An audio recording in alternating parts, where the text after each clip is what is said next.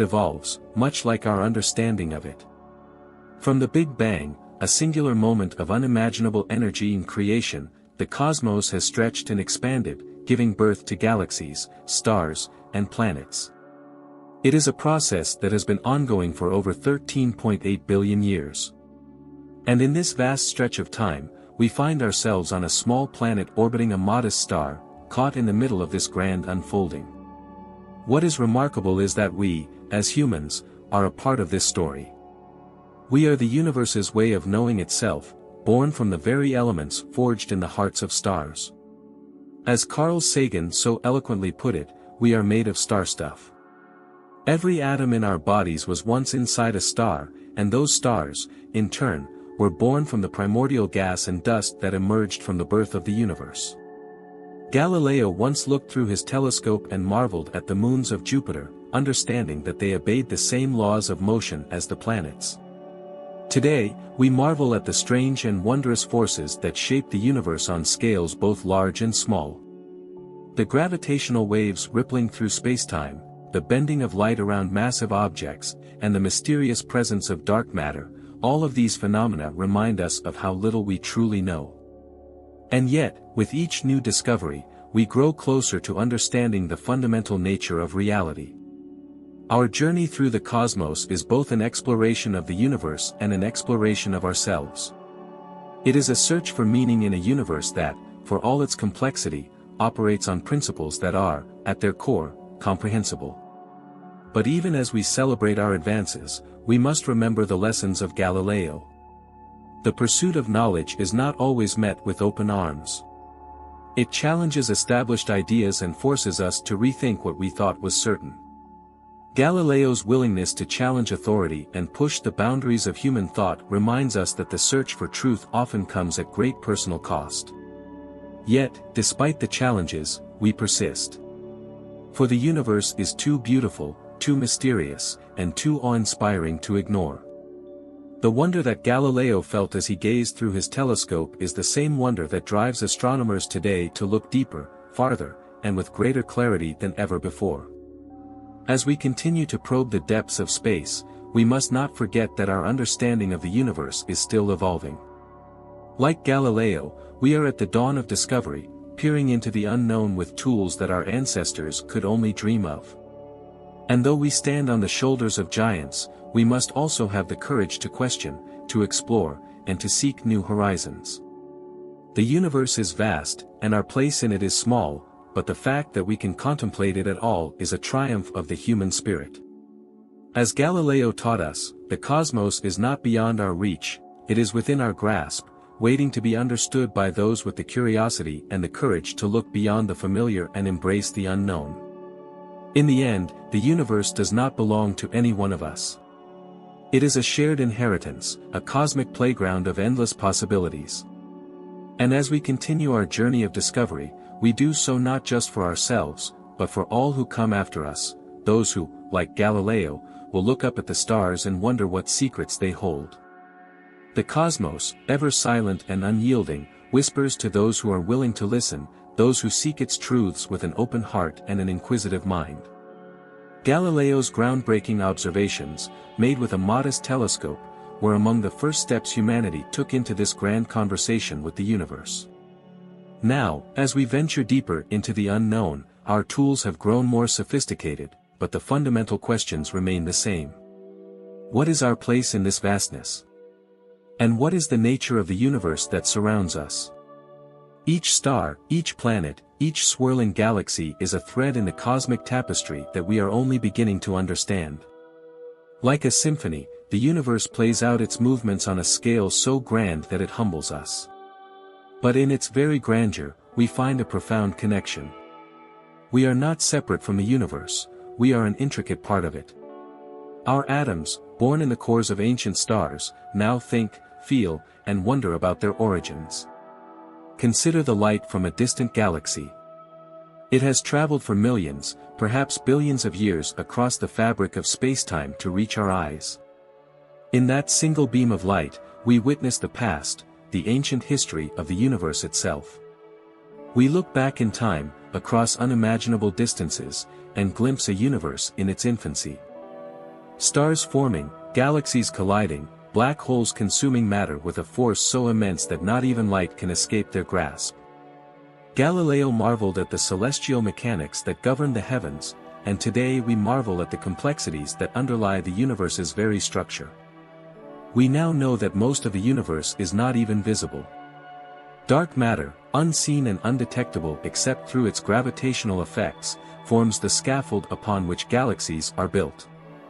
Dark energy, a mysterious force, drives the acceleration of the universe's expansion, pushing galaxies farther apart at an ever-increasing rate.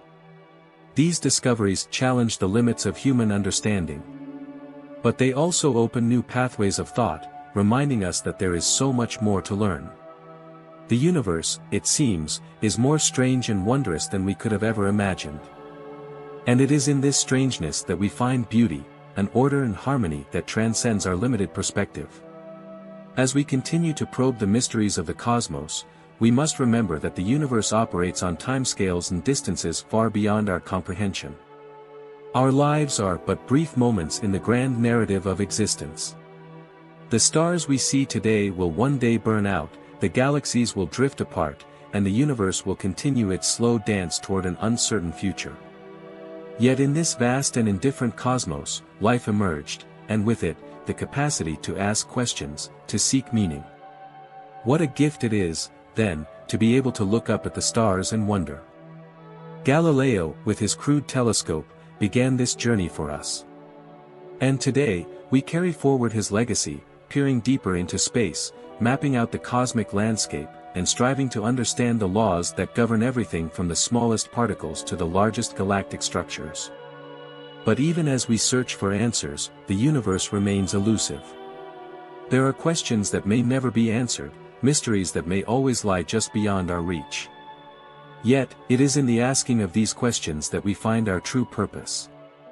The act of discovery, the thrill of peeling back the layers of the unknown, is as much a part of our nature as the stars are a part of the cosmos. As Galileo once wrote, the book of nature is written in the language of mathematics. And so it is. But it is also written in the language of wonder, curiosity, and imagination. For as much as the universe reveals through cold, hard facts, it also inspires us with its beauty, its majesty, and its profound mystery. The more we learn, the more we are reminded of how small we are, and yet, how significant our quest for knowledge is. For in the grand cosmic scale, it may seem that we are insignificant specks, lost in the vastness of space. But it is precisely because we are able to recognize this vastness, to comprehend our place within it, that we are anything but insignificant. The universe calls to us, not with the voice of a deity, but with the silent pull of gravity, the flicker of distant stars, and the soft hum of cosmic radiation. It beckons us to continue our journey, to keep exploring, questioning, and imagining. And like Galileo, we will respond with the tools of our time, pushing the boundaries of what is possible, and discovering truths that will reshape our understanding of the cosmos once more. As we continue to journey through the cosmos, we come to realize that our quest for understanding is as infinite as the universe itself. Each discovery brings us closer to the truth, yet paradoxically, reveals even greater mysteries waiting to be unraveled. This, too, is the lesson of Galileo's life, a life dedicated to inquiry, to questioning the very fabric of accepted knowledge, and to gazing beyond the familiar into the vast unknown. Today, we build upon his spirit of curiosity. We send spacecraft to distant worlds, to icy moons, and to the far reaches of our solar system. We have looked upon the rings of Saturn, discovered lakes of methane on Titan, and seen geysers of water erupting from Europa, moons that may, in their hidden oceans, harbor the conditions for life. The dream of exploring these distant worlds, once considered mere fantasies, is now within our reach. Galileo's vision, through the lens of his modest telescope, has now expanded to include robotic explorers traveling far beyond the grasp of our planet. Yet as we uncover these wonders, we must remember that the story of exploration is also the story of human perseverance.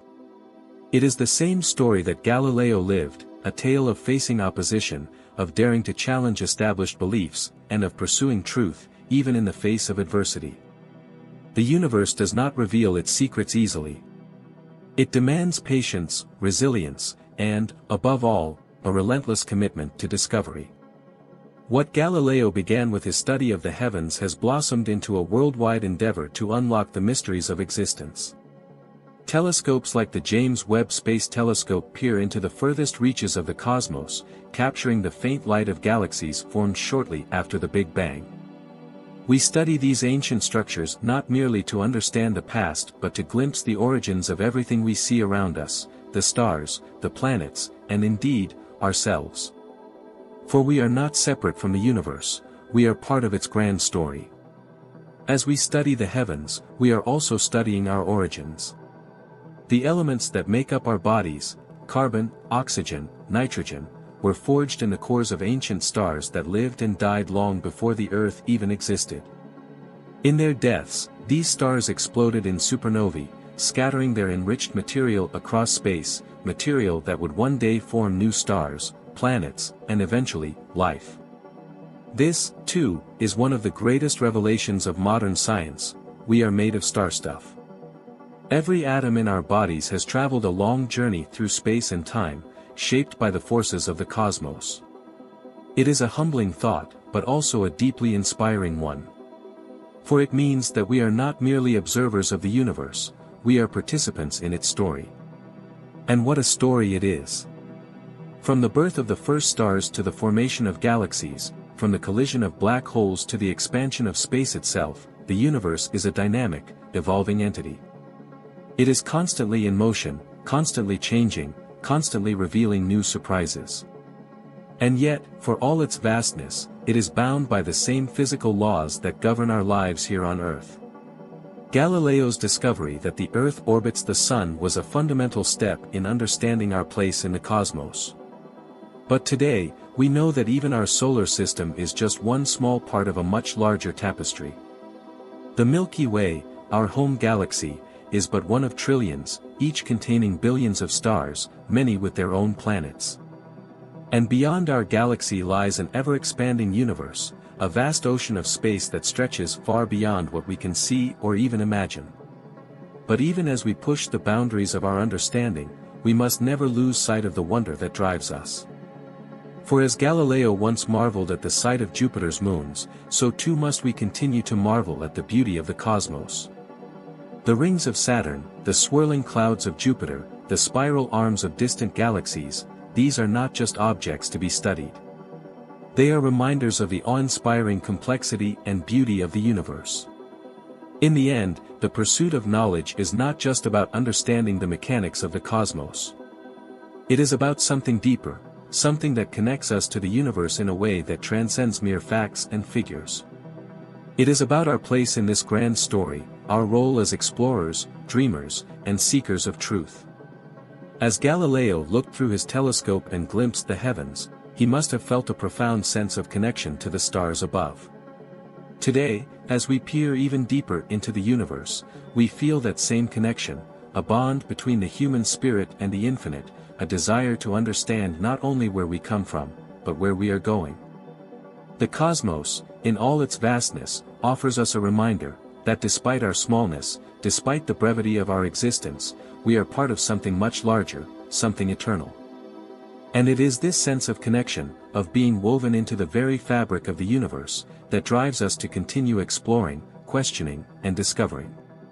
Galileo's legacy is not just one of scientific achievement, it is one of human curiosity, resilience, and a relentless pursuit of truth.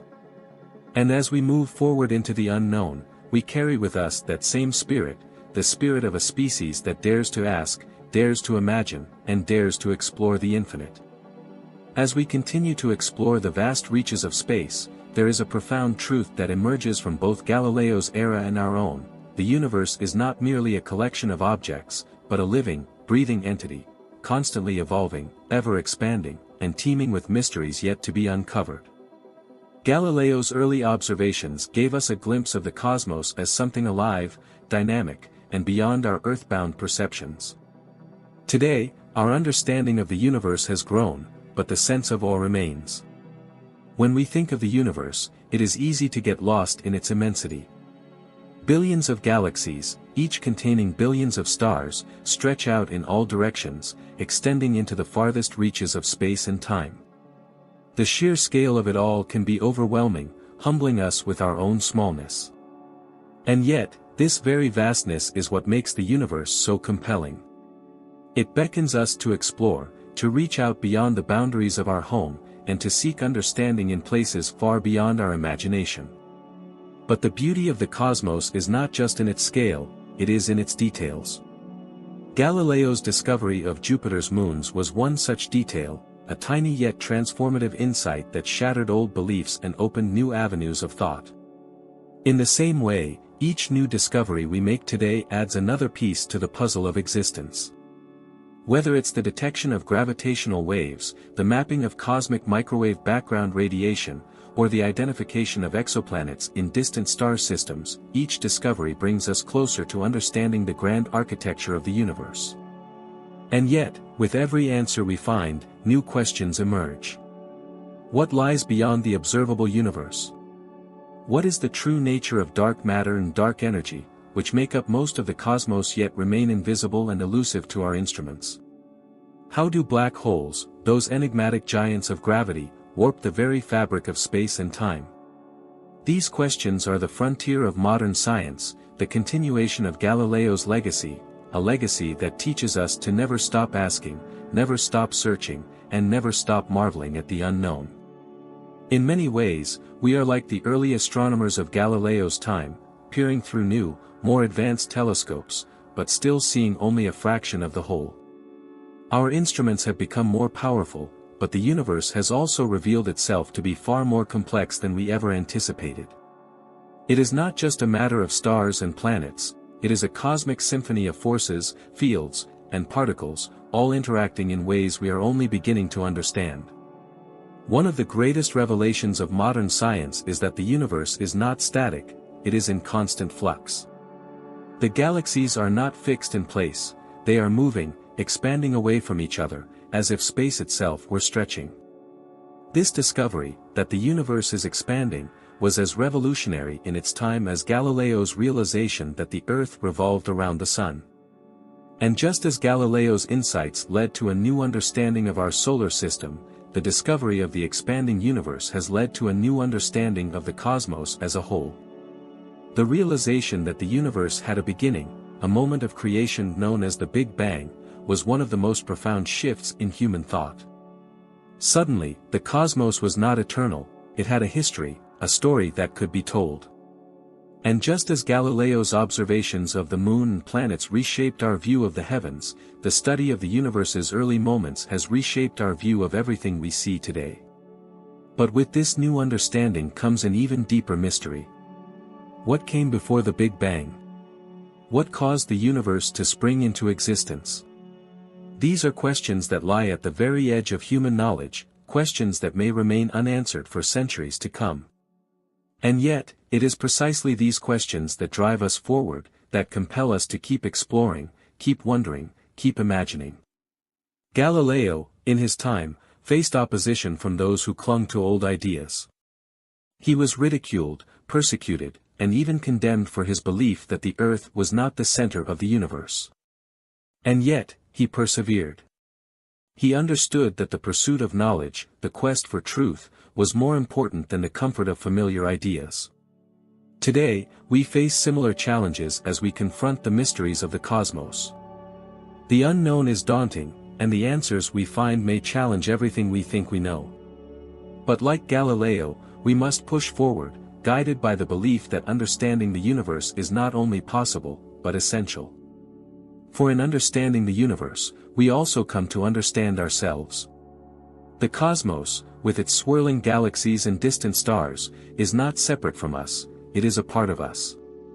The atoms that make up our bodies were born in the hearts of stars, forged in the crucibles of supernovae, and scattered across space to form planets, oceans, and life itself. We are, in a very real sense, the universe made conscious, a way for the cosmos to know itself. This idea, that we are connected to the stars, is both humbling and empowering. It reminds us that, despite our smallness, we are part of something much larger, something eternal. And it is this connection, this sense of belonging to the universe, that gives our quest for knowledge its meaning. As we continue to explore the cosmos, we do so not just as scientists and explorers, but as human beings, driven by a deep and abiding curiosity about our place in the grand scheme of things. The universe, in all its vastness, invites us to wonder, to question, and to seek answers.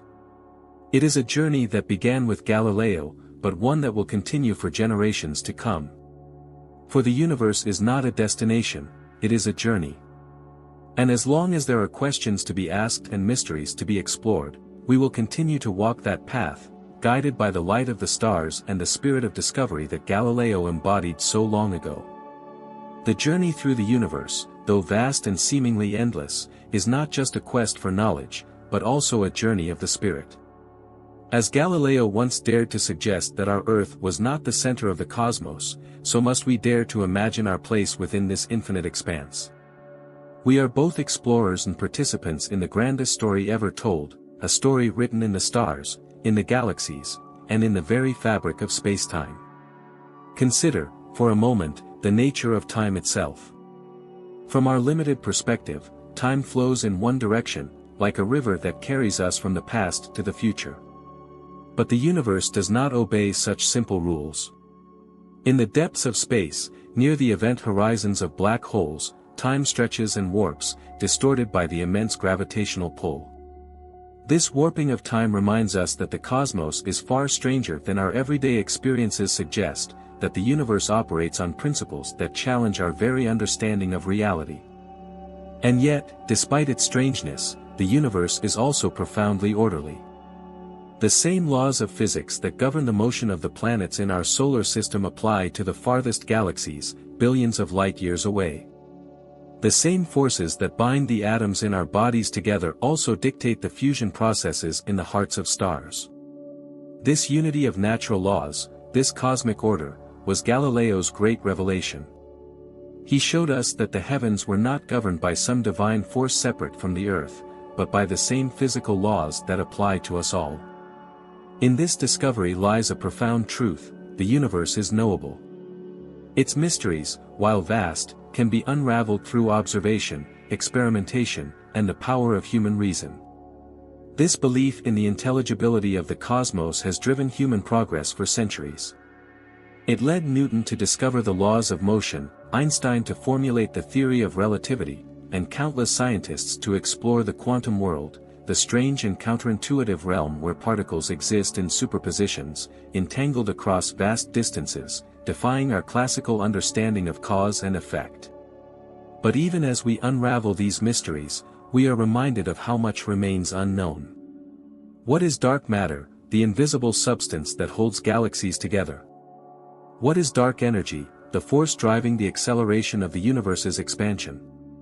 These questions challenge our most fundamental theories, pushing the boundaries of our understanding and reminding us that the universe is far more complex than we once imagined.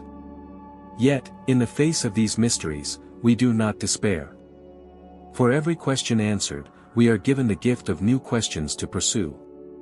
This is the essence of science, the relentless pursuit of truth, no matter how elusive, no matter how challenging. It is a pursuit that began with Galileo, who, armed with nothing more than a telescope and a questioning mind, dared to confront the orthodoxy of his time. And it continues today, as we build instruments capable of detecting the faintest whispers of the universe, gravitational waves rippling through spacetime, photons emitted from distant galaxies, and the faint glow of the cosmic microwave background, the afterglow of the Big Bang. The more we learn, the more we are reminded of our profound connection to the cosmos. We are not separate from it, we are born of it. The iron in our blood was forged in the cores of ancient stars, stars that lived, burned, and died long before our solar system was formed. The water in our oceans was delivered by comets, icy remnants of the early solar system, carrying with them the building blocks of life. And life itself, the mysterious phenomenon that animates our bodies and minds, is a product of the same forces that govern the stars. In this sense, we are the universe's way of understanding itself. We are, as Carl Sagan famously said, star stuff, contemplating the stars. And this contemplation is not a passive act, it is an active engagement with the cosmos, a dialogue between the human mind and the universe itself. As we learn more about the universe, we also learn more about ourselves, our origins, our nature, and our destiny. This journey of discovery has practical implications, of course. Our understanding of the universe has led to countless technological advancements, from the satellites that orbit our planet to the medical technologies that save lives. But it has also led to something deeper, a sense of perspective, a realization that we are part of something much larger than ourselves. The famous pale blue dot photograph, taken by the Voyager spacecraft at the edge of our solar system, captured this perspective perfectly. In that image, Earth is nothing more than a tiny speck, a faint blue dot suspended in the vastness of space. All of human history, all of our triumphs and tragedies, our struggles and successes, have taken place on that dot. And yet, from this cosmic vantage point, we see how fragile and precious our world truly is. This cosmic perspective is one of Galileo's greatest legacies. He showed us that Earth is not the center of the universe, but rather a small planet orbiting an ordinary star in an unremarkable part of the Milky Way galaxy. And yet, despite our smallness, our capacity to understand the universe is vast. We are capable of imagining the farthest reaches of space, of contemplating the birth and death of stars, of pondering the origins of the universe itself. In this capacity lies hope. For as long as we continue to ask questions, as long as we continue to explore, we will keep pushing the boundaries of knowledge. And in doing so, we will continue the journey that Galileo began, a journey that leads us ever closer to the heart of the cosmos. But what lies at the heart of the cosmos? Is it the singularity of a black hole, the point at which space and time collapse into nothingness? Is it the moment of creation itself, the Big Bang from which everything we know emerged? Or is it something even deeper, something that transcends our current understanding? These are the questions that drive us forward, that fuel our imagination and inspire our explorations. And though we may never find definitive answers, the journey itself is a reward. For in seeking to understand the universe, we are also seeking to understand our place within it, to find meaning in the vastness, to connect with the stars from which we came, and to realize that, in the grand tapestry of existence, we are both incredibly small and infinitely significant. As we venture further into the cosmic narrative, we begin to see that the universe is not simply a collection of stars, planets, and galaxies, but a profound expression of natural order, a harmony governed by laws that are both elegant and mysterious. Galileo's early observations were a testament to this order. He saw the moons of Jupiter, moving in their orbits with mathematical precision, and understood that they obeyed the same physical laws that govern the motion of objects here on Earth. This realization, simple as it may seem now, was revolutionary in its time. It marked the beginning of a new way of thinking, a way of seeing the universe as a grand mechanism, with each part connected to the whole. In the centuries since, we have come to understand much more about the mechanisms that govern the universe. We know that gravity, the force that holds planets in orbit and shapes the structure of galaxies, is not merely a pull between objects but a bending of space and time itself. Einstein's theory of general relativity showed us that massive objects like stars and planets warp the fabric of spacetime, creating the gravitational forces that keep us anchored to the Earth and guide the motion of celestial bodies across the sky. And yet, even as we have uncovered these deeper truths, new mysteries have emerged. What is gravity, really? Why does it exist, and why is it so much weaker than the other fundamental forces of nature? Why does dark matter, this invisible, unknown substance that makes up most of the universe's mass, not interact with light or ordinary matter, yet exert such a profound influence on the structure of galaxies? These are questions that push the boundaries of modern physics, questions that remind us of how much we still have to learn. In many ways, the universe is like a vast, unfinished puzzle. Each new discovery adds a piece to the picture, but the more pieces we find, the more complex the picture becomes. Galileo's work was one of the first pieces, and today, we continue to place new pieces into the puzzle, pieces that reveal a universe far stranger and more wondrous than we ever imagined. But for all its complexity, the universe also reveals a deep simplicity. The same forces that shape the largest galaxies also govern the smallest particles. The laws of physics, while they may seem abstract and difficult to grasp, are ultimately expressions of a profound unity. This unity is what Galileo glimpsed when he looked at the moons of Jupiter through his telescope. It is what Newton discovered when he formulated the law of universal gravitation. And it is what we continue to uncover today, as we study everything from the behavior of quarks and neutrinos to the movement of distant galaxies. In this unity lies a fundamental truth: the universe is knowable. It may be vast, it may be filled with mysteries, but it is not beyond our ability to understand. This belief in the knowability of the cosmos is one of the greatest gifts of science. It gives us the confidence to ask questions, to seek answers, and to imagine a future in which we have unlocked even the most profound secrets of existence. Yet, as we reach for these answers, we must also remain grounded in the knowledge that the universe does not revolve around us. Galileo's greatest lesson was one of humility. His discovery that Earth was not the center of the cosmos was a humbling realization, one that forced humanity to rethink its place in the universe. Today, we continue to grapple with this humility as we study a universe that is far larger and more complex than we ever imagined. Our solar system is but a tiny speck in the vastness of the Milky Way galaxy, which in turn is only one of trillions of galaxies in the observable universe. Each of these galaxies contains billions of stars, many of which have planets orbiting them, planets that may, in some distant corner of the cosmos, harbor life. The sheer scale of the universe is beyond comprehension, and yet, here we are, on a small planet orbiting an average star, capable of looking out into the vastness and asking, what is our place in all of this? This question, so ancient, so fundamental, is one that transcends science. It is a question that touches on philosophy, on spirituality, and on the deepest yearnings of the human heart. For in seeking to understand the universe, we are also seeking to understand ourselves. What does it mean to exist in a universe so vast, so filled with wonders and mysteries? How should we live, knowing that we are part of something so much greater than ourselves?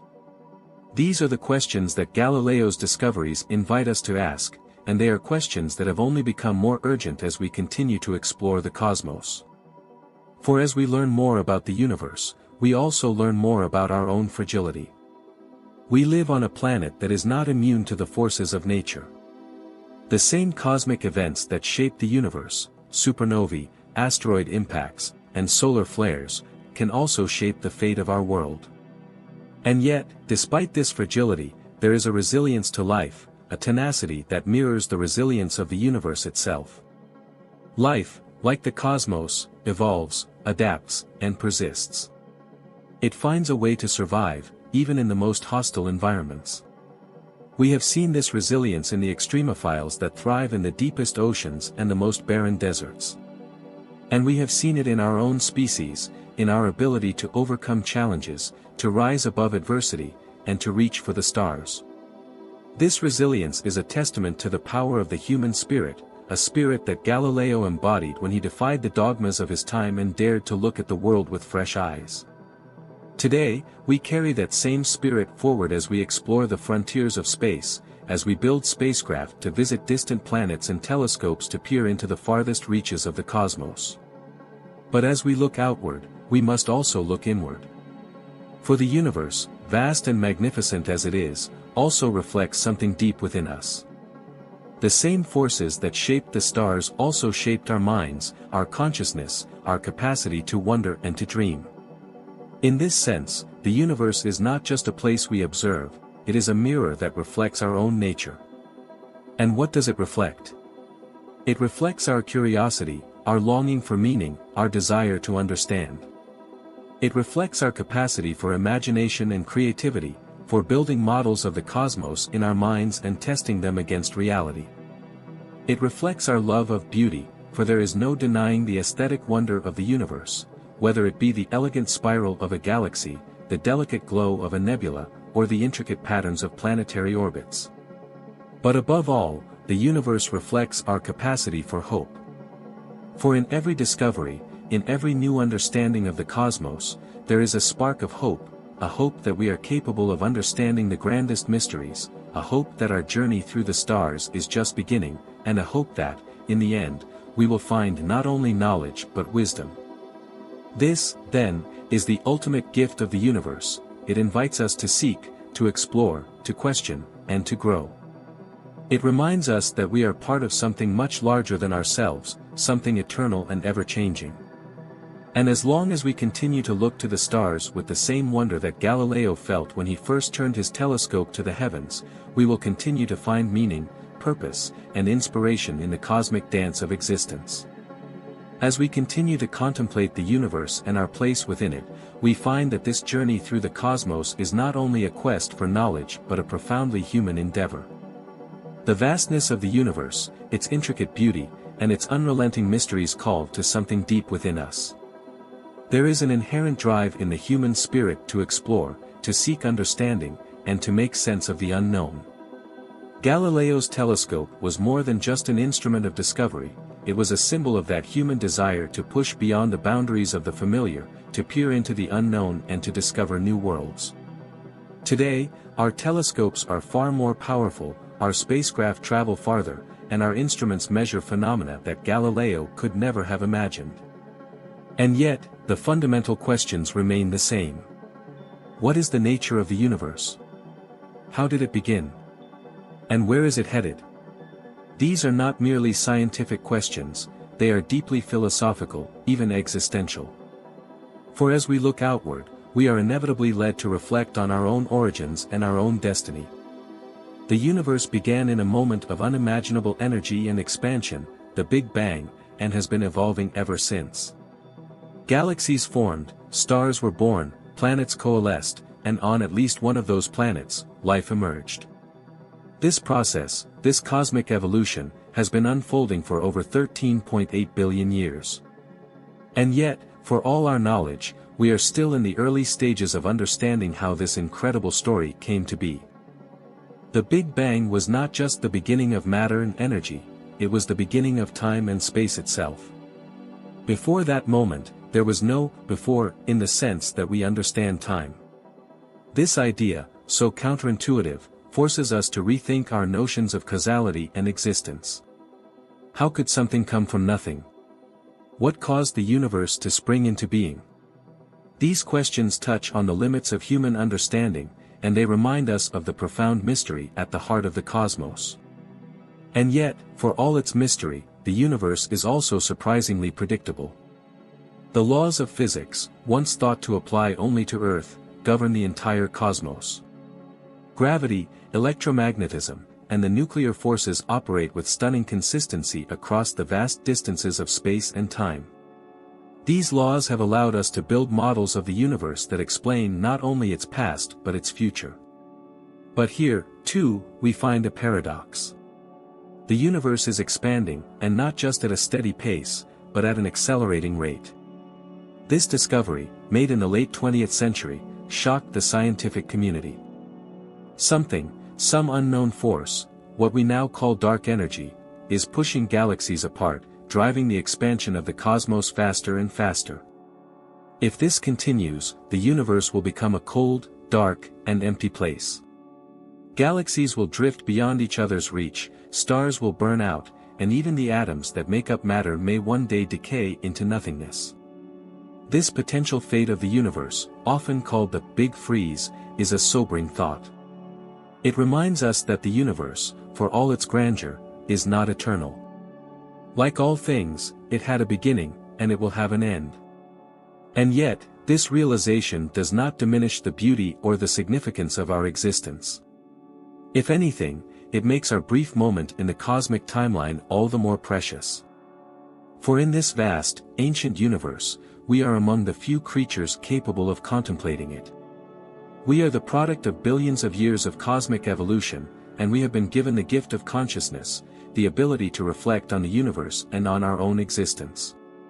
This consciousness is a mystery in itself. How did the universe, through the process of evolution, give rise to beings capable of understanding the very laws that govern its existence? This question, too, is one that Galileo would have appreciated. He saw the universe not as a cold, mechanical place, but as a grand and beautiful system, governed by laws that could be understood through reason and observation. And today, as we continue to unlock the secrets of the cosmos, we are reminded that our ability to understand is itself a miracle of nature. But this understanding comes with responsibility. As we continue to explore the cosmos, we must also consider our role within it. For while the universe may be vast and eternal, our planet is fragile. The Earth, a tiny blue dot in the vastness of space, is our only home. And as we look outward, we must also look inward, to the challenges we face as a species, to the ways in which we care for this delicate world, and to the responsibilities we have to each other and to future generations. Galileo's discoveries were not just about distant moons and planets, they were about shifting humanity's perspective. He showed us that we were not the center of the universe, that the cosmos was far larger and more complex than we had ever imagined. Today, as we continue his work, we are reminded that our place in the universe is not defined by our physical location but by our ability to understand, to explore, and to care for the world we inhabit. The universe, in all its vastness, is indifferent to our existence. The stars will burn, the galaxies will collide, and the universe will continue its expansion whether or not we are here to witness it. And yet, in the face of this cosmic indifference, we find meaning. We find meaning in our ability to ask questions, to seek answers, and to marvel at the beauty of the universe. We find meaning in the connections we share with each other, with the earth, and with the stars from which we are made. In the end, this is perhaps the greatest lesson that the universe has to offer. It teaches us humility, reminding us of our smallness in the face of the cosmos. But it also teaches us hope, for in our brief moment of existence, we have the ability to understand, to create, and to connect. We are a part of the universe, and the universe is a part of us. Galileo's legacy is not just one of discovery, it is one of wonder, of curiosity, and of a deep and abiding respect for the mysteries of existence. And as we continue to explore the cosmos, we carry that legacy with us, knowing that the questions we ask and the answers we seek are part of a journey that began long before us and will continue long after we are gone. For as long as there are stars in the sky, as long as there are mysteries to be unraveled, humanity will continue to reach for the stars, driven by the same spirit that led Galileo to look through his telescope and see the universe anew. As we press on in our journey through the cosmos, one truth becomes ever more apparent: the universe is both deeply familiar and profoundly alien. It is a place where the laws of nature are consistent, where the same forces and principles that shaped the stars also shaped us. Yet, at the same time, it is a place filled with incomprehensible wonders, phenomena that stretch the boundaries of our understanding and challenge the very limits of what we thought possible. Take, for instance, the concept of black holes. These enigmatic objects, predicted by Einstein's theory of general relativity, are places where the gravitational pull is so strong that not even light can escape. They are the remnants of massive stars that have collapsed under their own weight, compressing all of their mass into an infinitely small point known as a singularity. Surrounding this singularity is the event horizon, the point of no return, beyond which anything that falls is lost to the rest of the universe. To us, black holes seem like the very definition of cosmic paradoxes, objects of immense gravity that warp space and time, yet exist as silent, invisible giants lurking in the depths of space. What happens inside a black hole? What lies beyond the event horizon?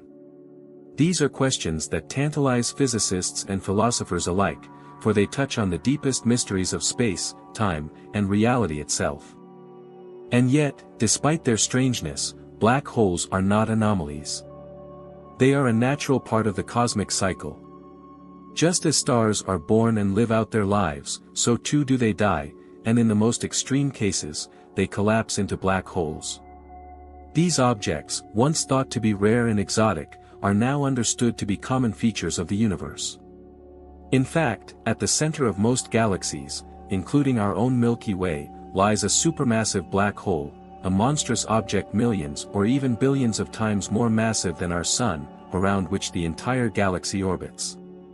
The existence of these supermassive black holes raises yet more questions. How did they form? How did they grow to such incredible sizes? Are they the remnants of the first stars, or did they form through some other, as yet unknown process in the early universe? And, perhaps most intriguingly, what role do they play in shaping the galaxies around them? These questions, like so many others in the cosmos, remind us of the limits of our knowledge. We have made extraordinary strides in understanding the universe, but each new discovery seems to open up an entire new set of mysteries. It is as if the universe is an endless ocean of knowledge, and we, standing on the shore, can only dip our toes into its vast waters. But it is precisely this sense of mystery that drives us forward. The unknown is not something to be feared, it is something to be embraced. Galileo understood this when he pointed his telescope to the sky and discovered the moons of Jupiter, and today we understand it as we build more advanced instruments to probe the farthest reaches of space. Consider the discovery of exoplanets, planets that orbit stars beyond our own solar system. Just a few decades ago, the idea of detecting planets around other stars seemed almost impossible.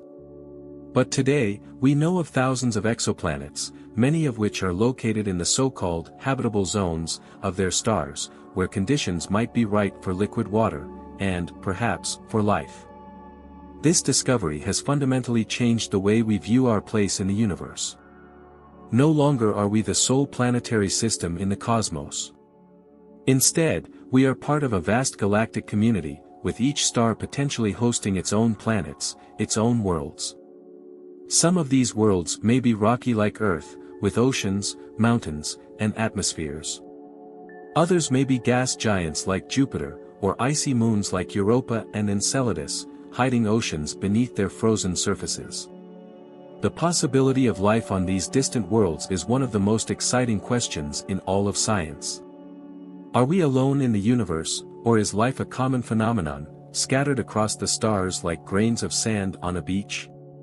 The discovery of even the most primitive forms of life beyond Earth would be one of the most profound moments in human history. It would confirm that life is not a singular anomaly, but a natural outcome of the processes that shape the cosmos. But even if we do not find life on these distant worlds, the search itself has value.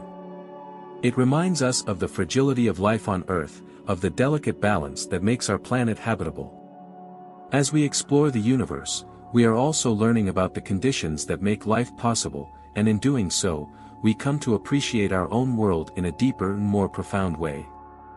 This, perhaps, is one of the greatest gifts that the universe offers us: perspective.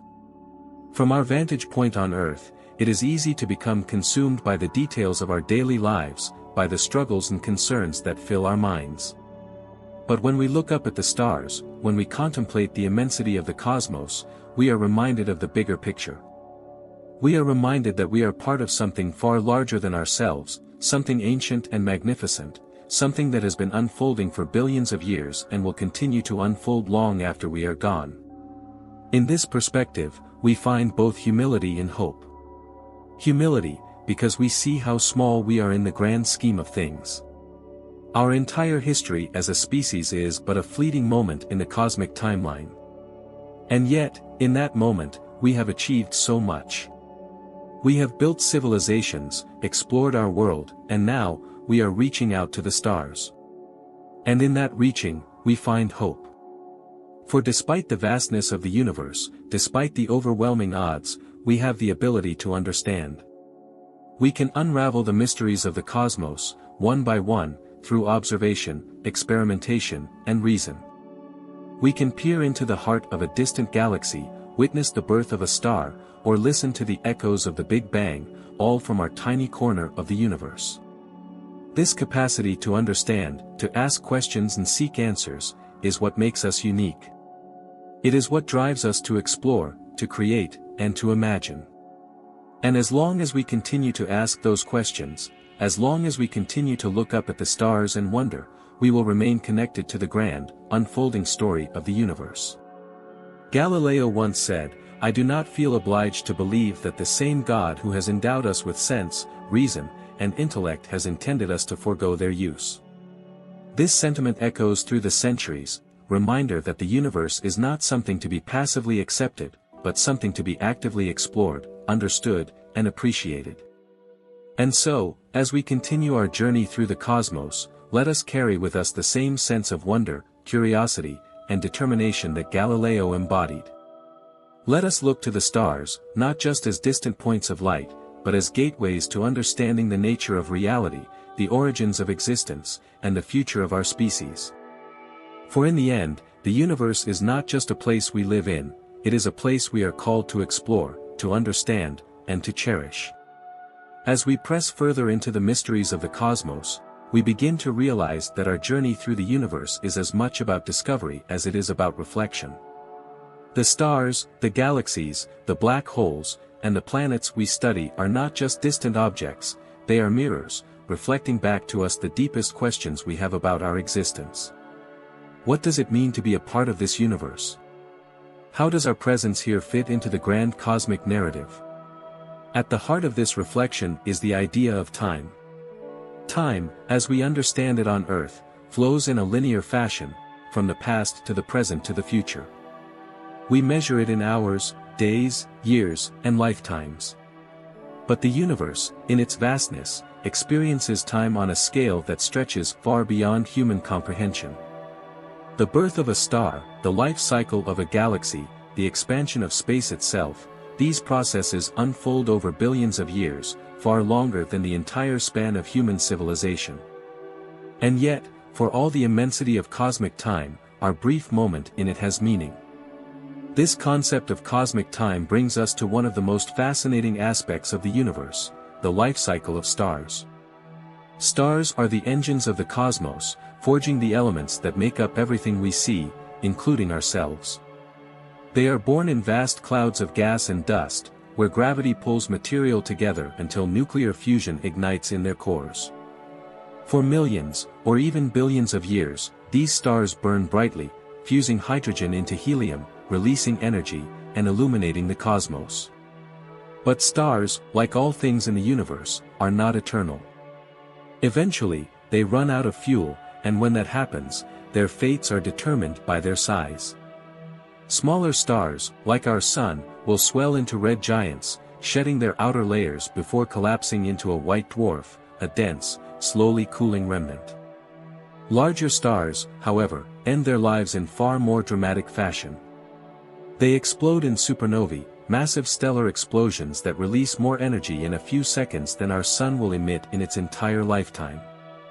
These supernovae are not just cosmic fireworks, they are the crucibles of creation.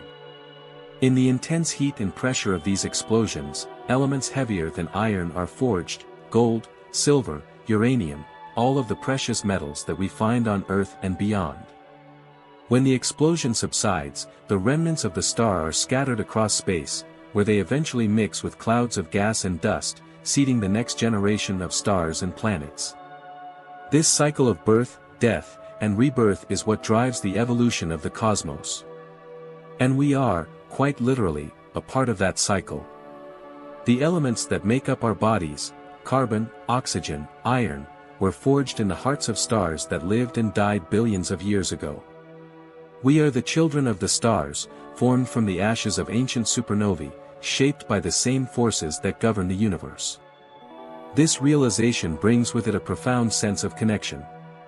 We are not separate from the cosmos, we are intimately linked to it, both in our origins and in our destiny.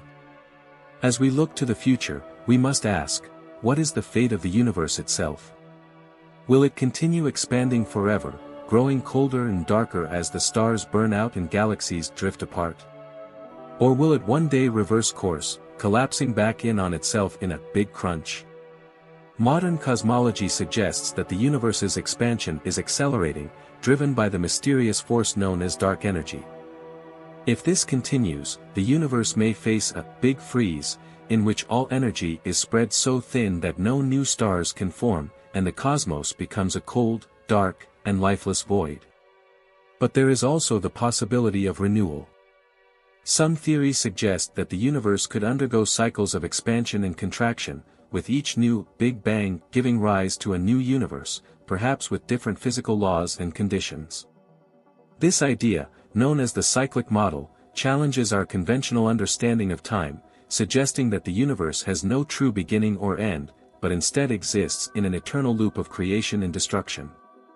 These are questions that take us to the very limits of human understanding.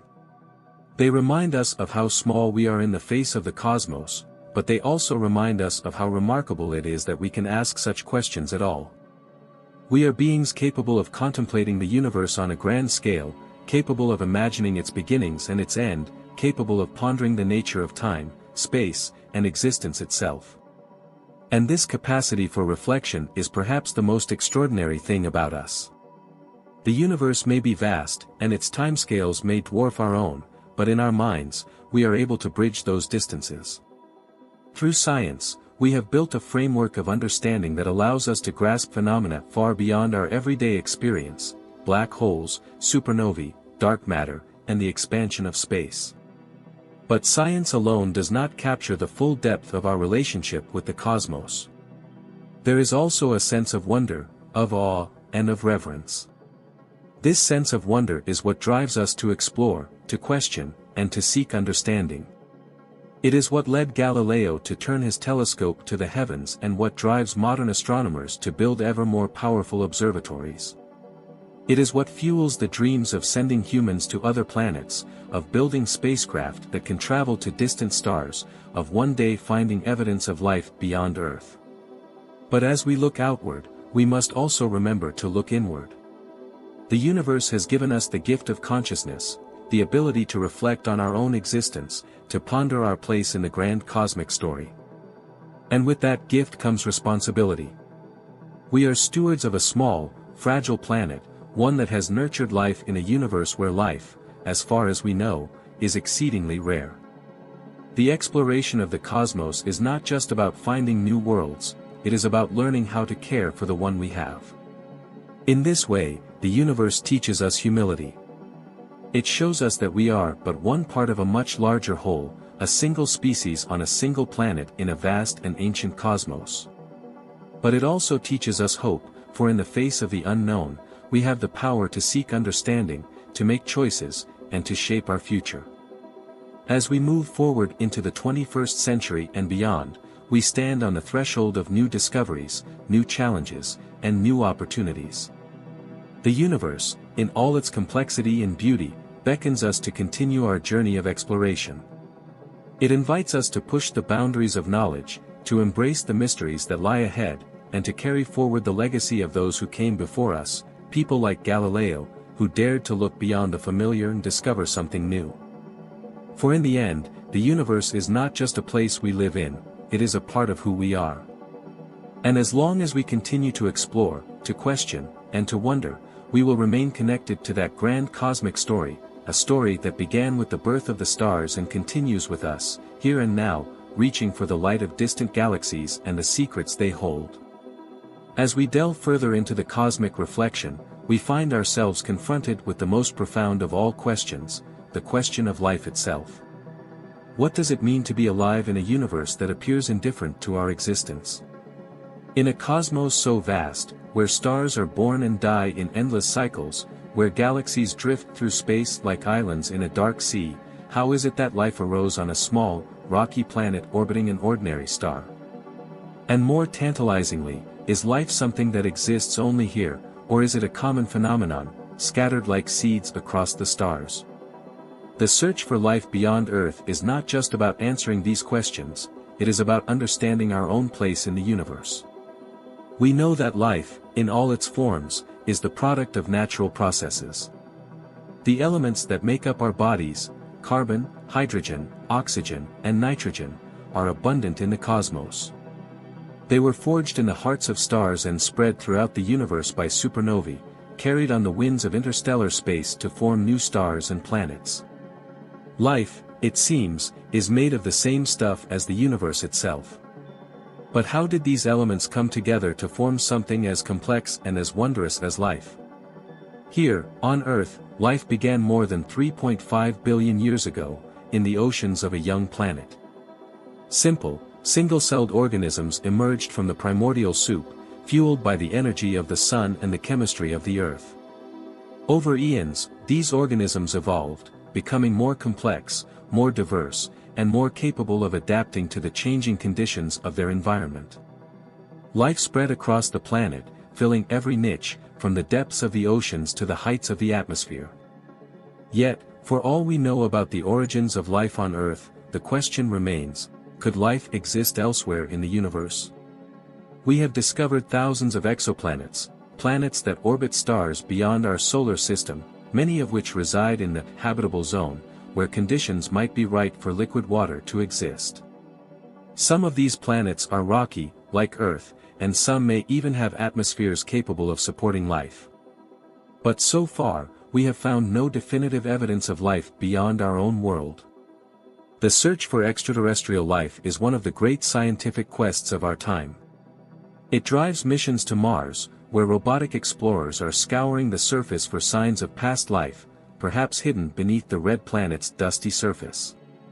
It inspires the study of icy moons like Europa and Enceladus, which harbor vast oceans beneath their frozen crusts, oceans that may hold the potential for life in their dark, hidden depths. And it fuels our exploration of distant exoplanets, as we search for the chemical signatures of life in their atmospheres. If we were to find even the faintest hint of life beyond Earth, whether it be microbial life on Mars, or biosignatures in the atmosphere of a distant planet, it would forever change our understanding of the universe. It would confirm that life is not a singular anomaly, but a fundamental part of the cosmos, a natural outcome of the same processes that create stars and galaxies.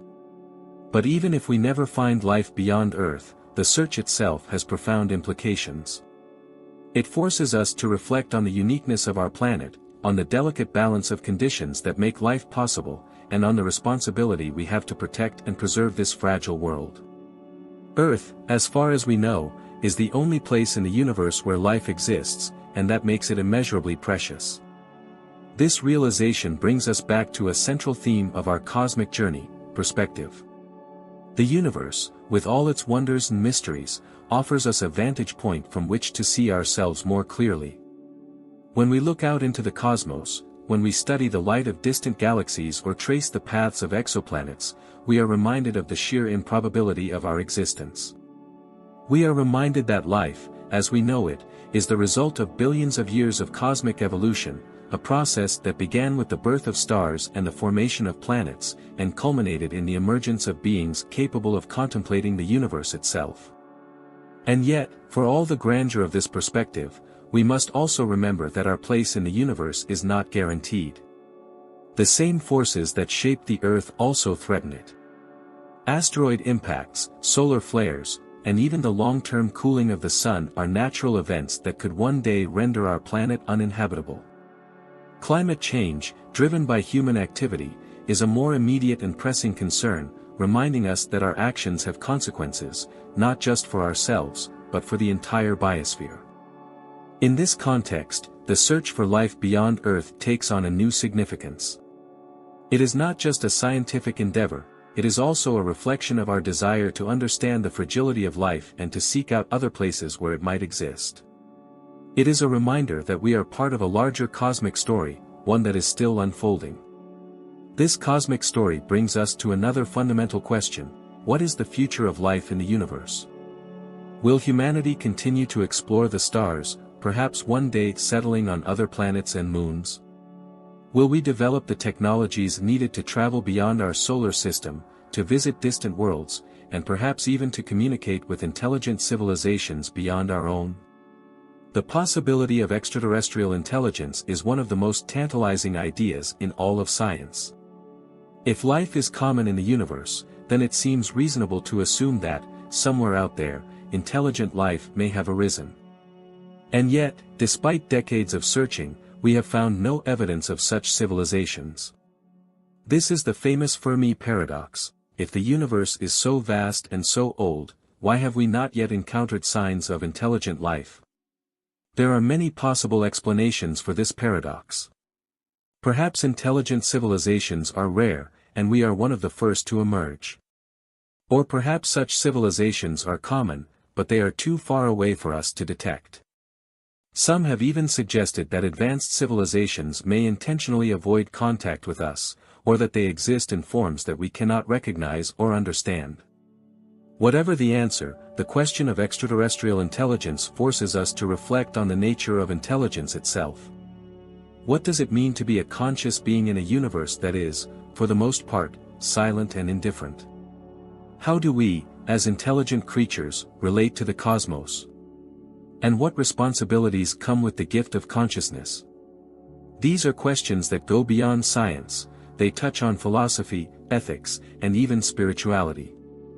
For in contemplating the possibility of other intelligent beings, we are also contemplating our own humanity. We are asking what it means to be part of a universe that is so vast, so ancient, and so full of mystery. As we continue to explore the cosmos, these questions will become ever more pressing. The more we learn about the universe, the more we are forced to confront the limits of our understanding, and the more we are reminded of the importance of humility, curiosity, and wonder. For in the end, the universe is not just a collection of stars and planets, black holes and galaxies. It is a place of deep mystery, a place that challenges us to think in new ways, to ask new questions, and to imagine possibilities that go beyond our current knowledge. It is a place that invites us to explore, not just with our instruments and our technologies, but with our minds and our hearts. This is the true gift of the cosmos. It calls us to expand our vision, to stretch our imagination, and to seek meaning in the vastness of space and time. And as we continue on this journey, we carry with us the legacy of those who came before us, people like Galileo, who dared to look beyond the familiar, and in doing so, opened up new worlds of understanding. The universe is vast. Our place in it is small. But within that smallness lies the potential for greatness, the potential to explore, to discover, and to create meaning in a cosmos that is both beautiful and mysterious. And as long as we continue to look up at the stars with wonder, as long as we continue to ask questions and seek answers, we will remain part of that grand cosmic story, a story that began with the birth of the stars and continues with us, here and now, reaching out into the unknown. The night sky has always been a source of wonder. For as long as humans have existed, we have looked up at the stars with a mix of curiosity and awe, seeking to understand our place in the grand scheme of things. Galileo, in his time, dared to challenge the established beliefs of his era, revealing that the heavens were not a fixed, unchanging realm of perfection, but a dynamic and evolving cosmos. He gazed at the moon and saw mountains and valleys, just like those on Earth. He observed the moons of Jupiter, orbiting a planet far from our own, and realized that the universe was far more intricate than previously imagined. In doing so, he ignited a revolution in human thought, one that continues to this day. Centuries later, Carl Sagan would stand on Galileo's intellectual shoulders, looking even farther into the cosmos. With the aid of modern technology, we now peer beyond our own solar system, beyond the reach of human eyes, to distant galaxies and star systems light years away. But as our telescopes grow ever more powerful, revealing more of the universe's vastness, we are confronted with an essential truth: our curiosity, the desire to explore, to question, and to understand, is as boundless as the universe itself. And yet, there is something profoundly humbling in this endeavor. When we look up at the sky, we are not merely staring at distant stars, but into the depths of time itself. The light from those stars has traveled across the expanse of space for millions, even billions, of years before reaching our eyes. We are witnessing the universe as it was long ago, an ancient past, frozen in the light of distant suns.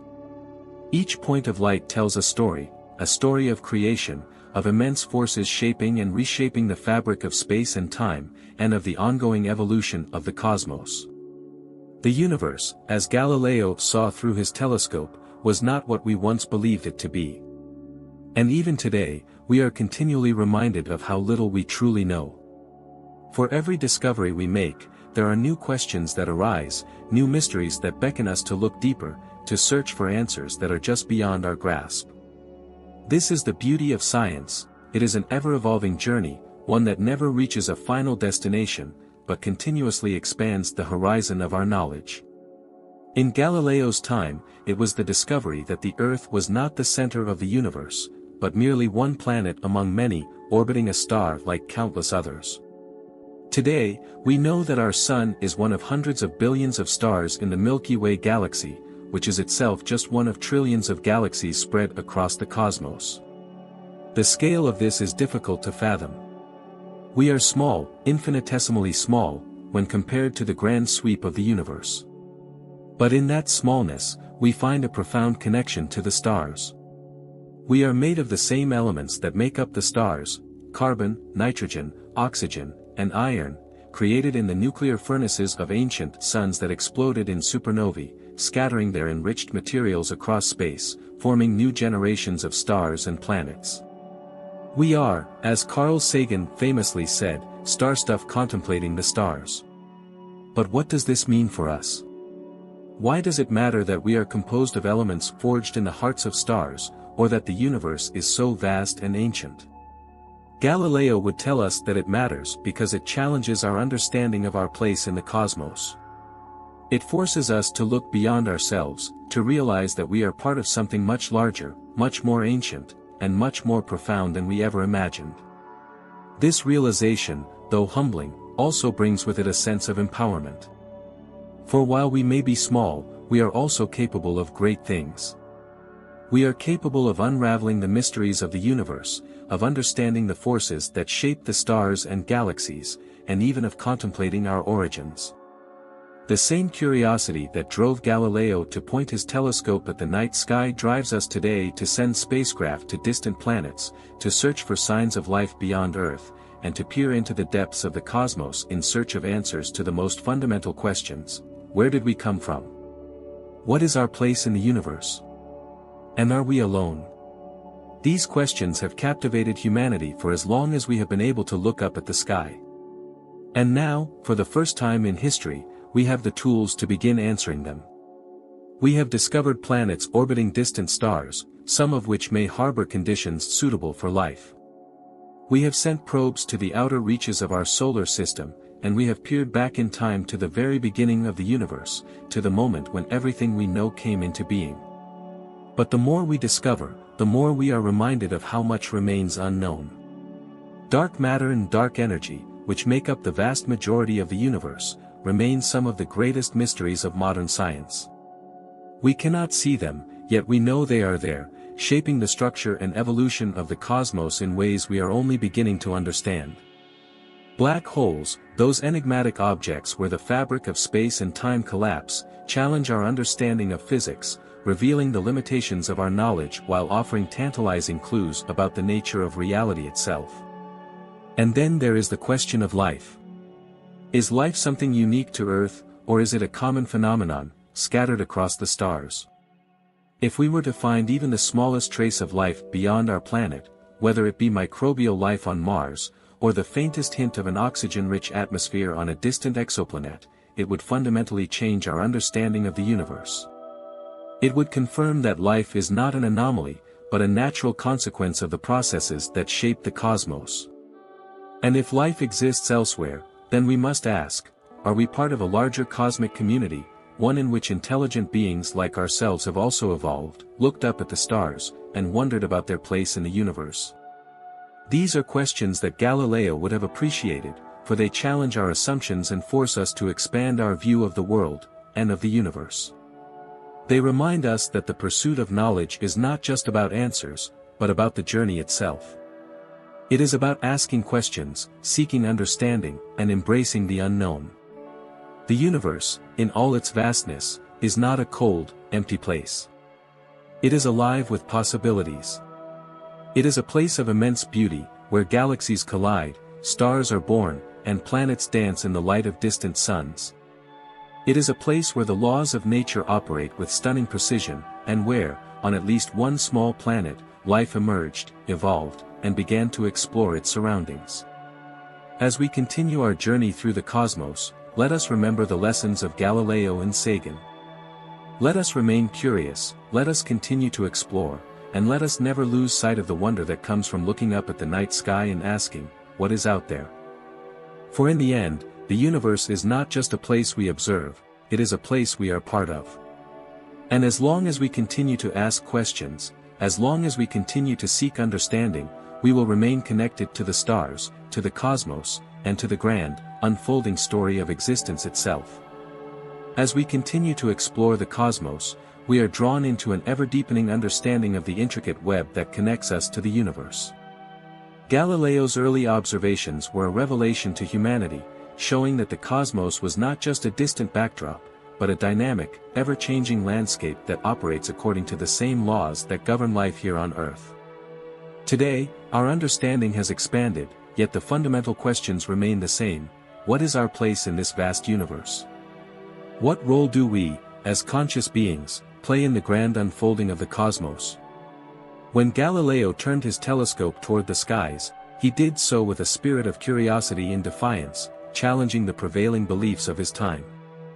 He showed us that the Earth was not the center of the universe, but rather, just one world among many, orbiting a star that was itself one of countless others. This realization, that we are not the center, was perhaps one of the most profound shifts in human thought. It forced us to rethink everything we thought we knew about our place in the cosmos, and it opened the door to an entirely new way of seeing the universe. Centuries later, Carl Sagan would continue this journey, taking Galileo's discoveries and expanding them to encompass the vastness of the universe. Sagan reminded us that while we may be small in the grand scheme of things, our ability to understand the universe is what makes us remarkable. We are, as he said, star stuff contemplating the stars. The atoms that make up our bodies were forged in the hearts of ancient stars, scattered across the cosmos, and eventually brought together by the forces of nature to create life that is now capable of reflecting on its own origins. This brings us to one of the great philosophical questions of our time: what does it mean to be alive in a universe that appears indifferent to our existence? The stars, the galaxies, the black holes, and the nebulae, they are all part of a cosmic dance that has been unfolding for billions of years, long before humanity existed and will continue long after we are gone. And yet, here we are, conscious beings capable of contemplating the cosmos, capable of asking questions about our origins, our purpose, and our future.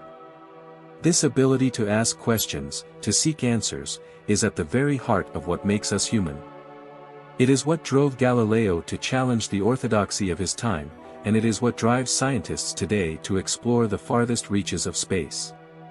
But it is not just the pursuit of knowledge for knowledge's sake, it is something deeper.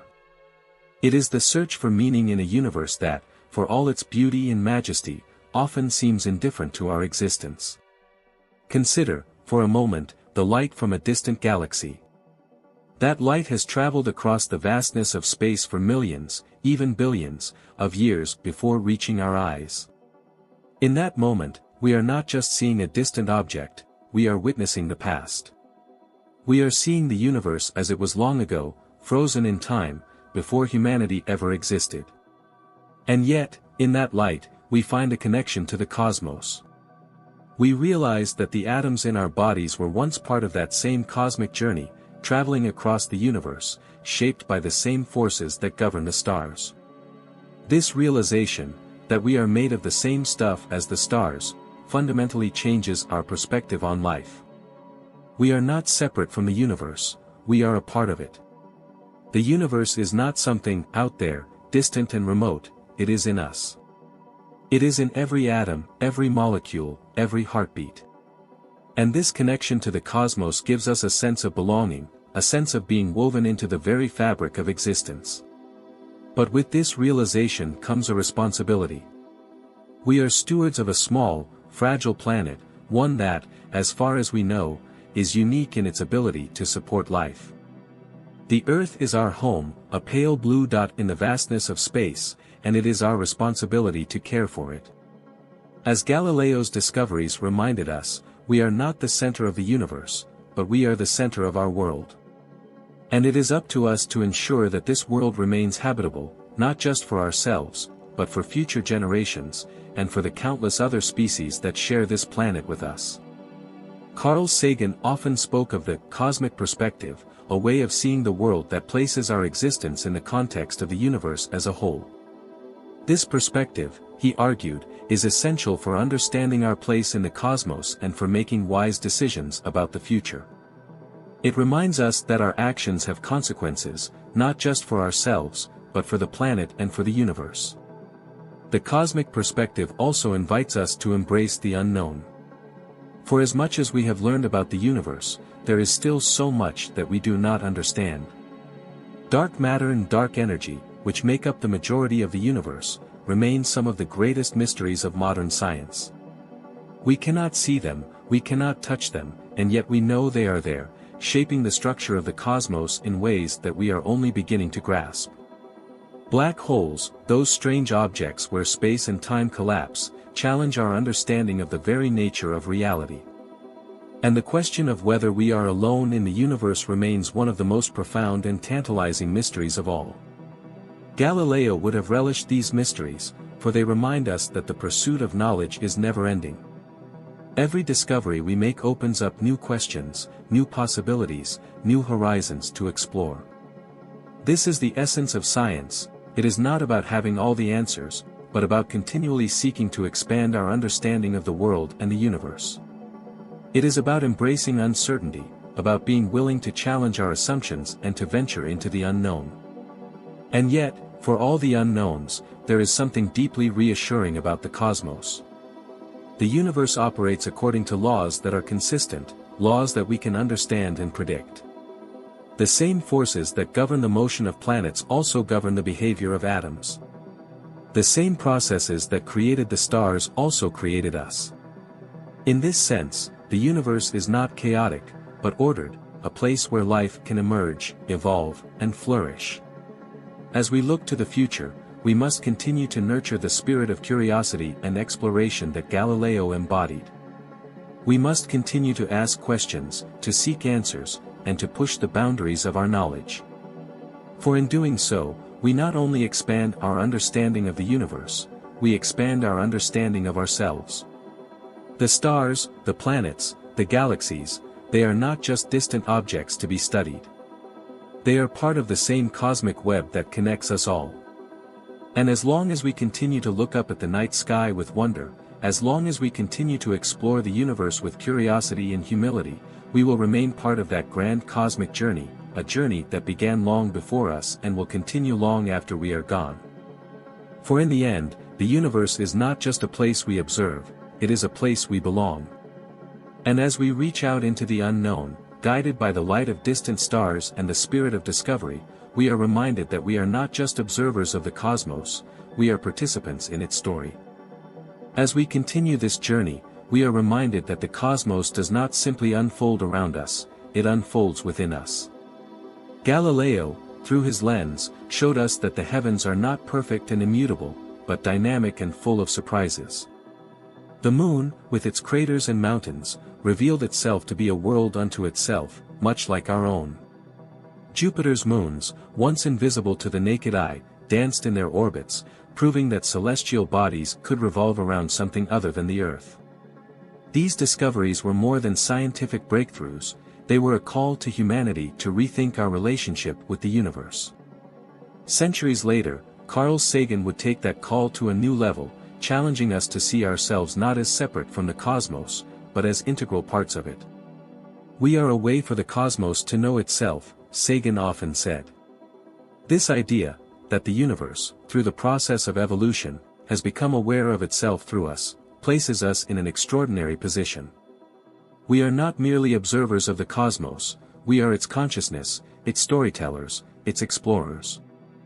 And yet, for all the beauty and grandeur of this realization, we cannot escape the fact that the universe is a place of extremes. It is a place where stars are born in violent explosions of gas and dust, where black holes devour anything that crosses their event horizons, and where entire galaxies collide in cataclysmic displays of cosmic energy. It is a place where the forces of nature, from gravity to electromagnetism, operate on scales so vast, so immense, that they dwarf our human experience. But within this chaos, there is also order. The universe is governed by laws that are elegant in their simplicity and profound in their consistency. The same force that causes an apple to fall from a tree is the force that governs the orbits of planets, the trajectories of comets, and the expansion of the universe itself. This unity of natural law, this deep connection between the forces that shape the cosmos and the forces that shape our everyday lives, is one of the most humbling and inspiring truths of modern science. Galileo's insights laid the groundwork for this understanding. His observations challenged the prevailing view of the universe as a static, unchanging place. In revealing the imperfections of the moon, the moons of Jupiter, and the phases of Venus, he opened our eyes to the dynamic nature of the cosmos, a cosmos that is always in motion, always evolving, always revealing new wonders. Today, we build on this legacy, looking deeper into the universe than ever before. With instruments like the Hubble Space Telescope and the James Webb Space Telescope, we can peer back in time, seeing light from galaxies formed just a few 100 million years after the Big Bang. We can study the formation of stars and planets in distant nebulae, and we can explore the strange and mysterious worlds that orbit other stars. Each new discovery adds another layer to our understanding, another piece to the puzzle of existence. But for all our advances, we are still only beginning to grasp the true nature of the universe. Dark matter and dark energy, two of the most profound mysteries of our time, remain elusive. Together, they make up about 95% of the universe, yet we cannot directly observe them. We know they exist because we can see their effects on galaxies and the expansion of the universe, but their true nature remains beyond our current understanding. What is dark matter made of? What drives the accelerating expansion of the universe? These are questions that challenge the very foundations of our knowledge and remind us that the universe is far stranger and more complex than we can imagine. Galileo, were he alive today, would undoubtedly marvel at these mysteries. He would relish the unknown, seeing in it the same potential for discovery that he saw in the night sky through his telescope.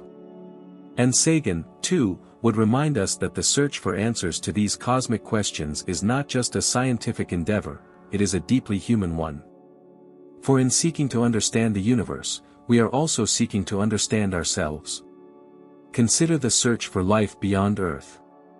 This quest is, at its core, a reflection of our deepest questions about existence. Are we alone in the universe? Is life a rare and fragile phenomenon, confined to a single planet in a single solar system? Or is it common, spread across the stars like grains of sand on a beach? These are questions that transcend science, they touch on the very nature of who we are and what it means to be alive. The discovery of even the most basic form of life, microbial life on Mars, for example, would be one of the most profound moments in human history. It would confirm that life is not a singular anomaly, but a natural consequence of the universe's unfolding. It would force us to reconsider our place in the cosmos, to see ourselves not as isolated beings on a lonely planet, but as part of a larger cosmic community.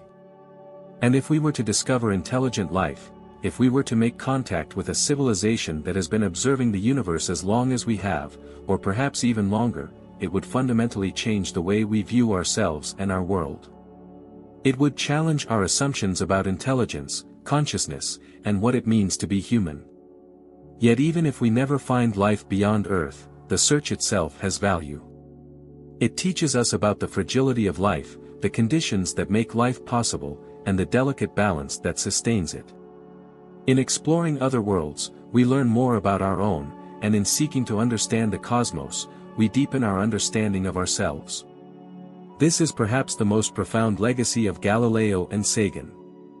They showed us that the universe is not something to be feared or avoided, but something to be embraced. They taught us that curiosity is the driving force behind all human progress, and that the search for knowledge is a noble and necessary endeavor. They reminded us that while we may be small in the grand scheme of things, we are capable of great things. The universe is vast, and our time in it is brief. But within that brief time, we have the power to explore, to discover, and to create meaning. We are, in a very real sense, the universe becoming aware of itself. And as we continue to ask questions, to seek answers, and to look up at the stars with wonder, we carry forward the legacy of those who came before us. For in the end, the universe is not just a place we observe, it is a place we belong. It is the story of all things, of galaxies and stars, of planets and moons, of life and consciousness. And we, with our telescopes and our spacecraft, our questions and our dreams, are part of that story. As long as we continue to explore, to ask, and to wonder, we will remain part of the grand cosmic journey, a journey that began billions of years ago with the birth of the stars and will continue long after we are gone, stretching across the vastness of space and time, ever unfolding, ever revealing new wonders. As we continue this cosmic journey, we come to understand that the universe is not only a vast expanse of space and time but also a deep reservoir of possibilities that challenge our perceptions of existence, of life, and of consciousness. Galileo, with his simple telescope, was one of the first to lift the veil on the heavens, showing us that the cosmos is far more intricate and wondrous than our limited senses can perceive. He revealed a universe that obeys laws that we, as human beings, have the unique ability to comprehend. Today, with instruments far more powerful than Galileo could have ever imagined, we peer deeper into the universe, probing its mysteries and continuing the search for answers to questions that have puzzled humanity for millennia. Among the most profound of these questions is the search for extraterrestrial life. We know that the building blocks of life, organic molecules, are common throughout the universe. We have detected them in comets, in the atmospheres of distant planets, and in the cold, dark clouds of interstellar space. But the question remains, is life, as we know it, a rare and precious phenomenon, or is it one of the universe's many expressions of its own potential? As we send probes to Mars, as we study the icy moons of Jupiter and Saturn, and as we explore exoplanets orbiting distant stars, we are driven by this question. It is a question that transcends science, it touches the core of our human identity. Are we alone in this vast cosmic sea, or are we part of a larger, interconnected web of life that spans the stars? If we were to find life beyond Earth, whether in the form of simple microbes beneath the surface of Mars or more complex organisms swimming in the hidden oceans of Europa or Enceladus, it would represent one of the most significant discoveries in the history of humanity. It would tell us that life is not confined to the narrow conditions of our own planet, but that it is, perhaps, a fundamental feature of the universe, a phenomenon that arises wherever the conditions are right. But what if life is more than just a biological process? What if the universe is filled with not only life, but with intelligence, civilizations that, like us, have looked to the stars and wondered about their place in the cosmos? The possibility of intelligent extraterrestrial life is one that has fascinated thinkers for centuries.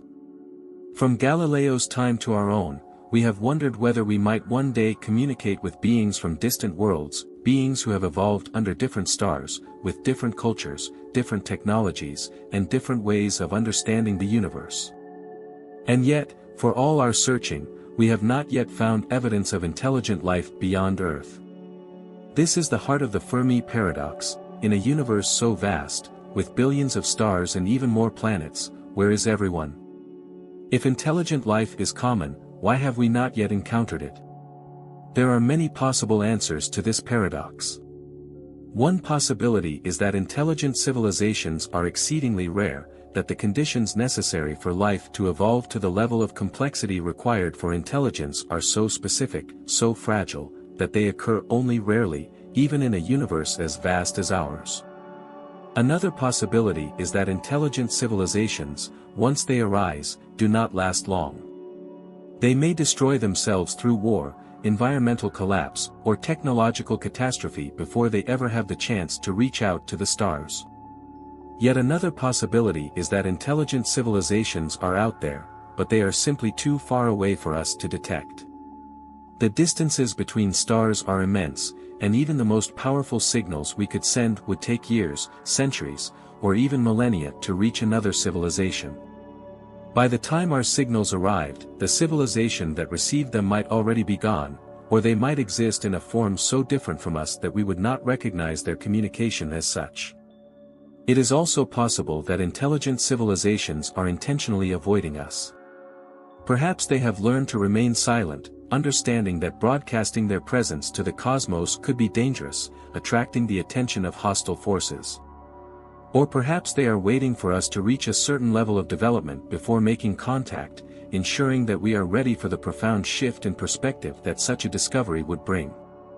Whatever the answer, the search for extraterrestrial intelligence, SETI, remains one of the most intriguing and ambitious projects in human history. It is a search that reflects not only our curiosity about the universe, but our desire to understand ourselves.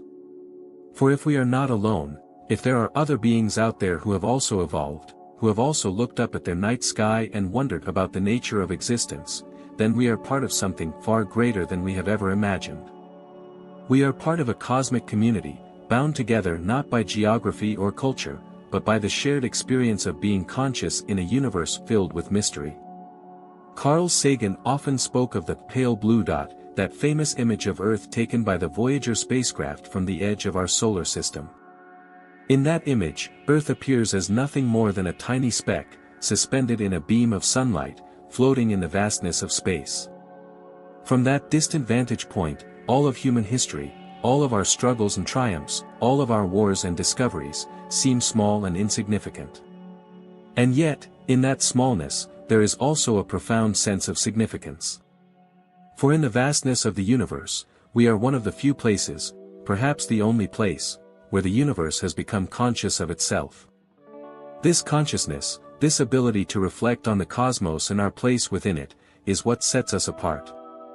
It is what gives meaning to our search for extraterrestrial life, for in seeking others, we are also seeking to understand ourselves. We are asking whether the story of life on Earth is unique, or whether it is part of a much larger, much grander narrative that spans the stars. And even if we never find other intelligent beings, the search itself will have taught us something valuable. It will have taught us about the nature of life, the conditions that make life possible, and the fragility of the ecosystems that sustain it. It will have reminded us that we are custodians of a rare and precious world, one that teems with life in a universe that, as far as we know, is mostly silent and lifeless. But the silence of the universe does not diminish its beauty. In fact, it enhances it. For in that silence, we find room for wonder, for contemplation, for the deep, abiding sense of mystery that has driven explorers and thinkers from Galileo's time to our own. The universe, with all its stars and galaxies, its nebulae and black holes, is not just a place we inhabit, it is a place that invites us to explore, to question, and to dream. And as long as we continue to look to the stars, as long as we continue to ask the big questions, about life, about intelligence, about the nature of the cosmos, we will remain connected to that grand cosmic journey. For the search for extraterrestrial life is not just about finding others, it is about understanding what it means to be alive, to be conscious, and to be part of this vast, magnificent universe. In the end, the greatest discovery may not be the detection of a distant civilization or the confirmation of life on another planet. The greatest discovery may be the realization that we are, in fact, the universe itself, made of stars, shaped by the same forces that govern the galaxies, and capable of wondering at the vastness of it all. As we venture further into this exploration, the questions surrounding extraterrestrial life continue to draw us deeper into the vast, mysterious fabric of the universe. Galileo's telescope, when first pointed toward the stars, revealed a cosmos filled with more complexity and motion than humanity had ever imagined. Today, as we look to the skies with far more advanced instruments, we are beginning to understand just how intricate and full of potential this universe truly is. But it is not just the search for extraterrestrial life that drives us, it is the deeper quest to understand the nature of life itself. What are the conditions that give rise to life?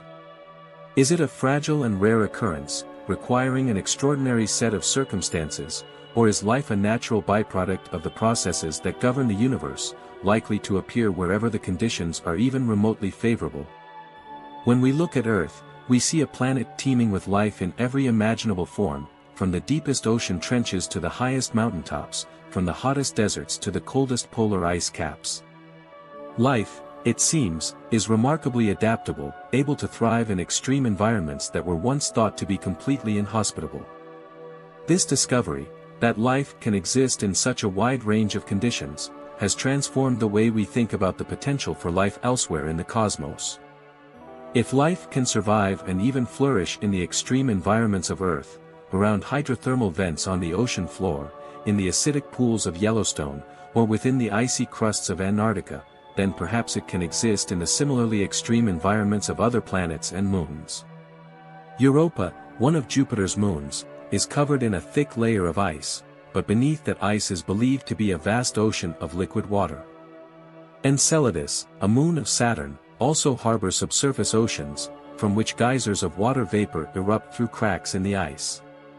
These moons, with their hidden oceans, represent some of the most promising places in our solar system where life might exist, not as we know it on the surface of Earth, but in deep, dark environments similar to the hydrothermal vents where life thrives at the bottom of our oceans.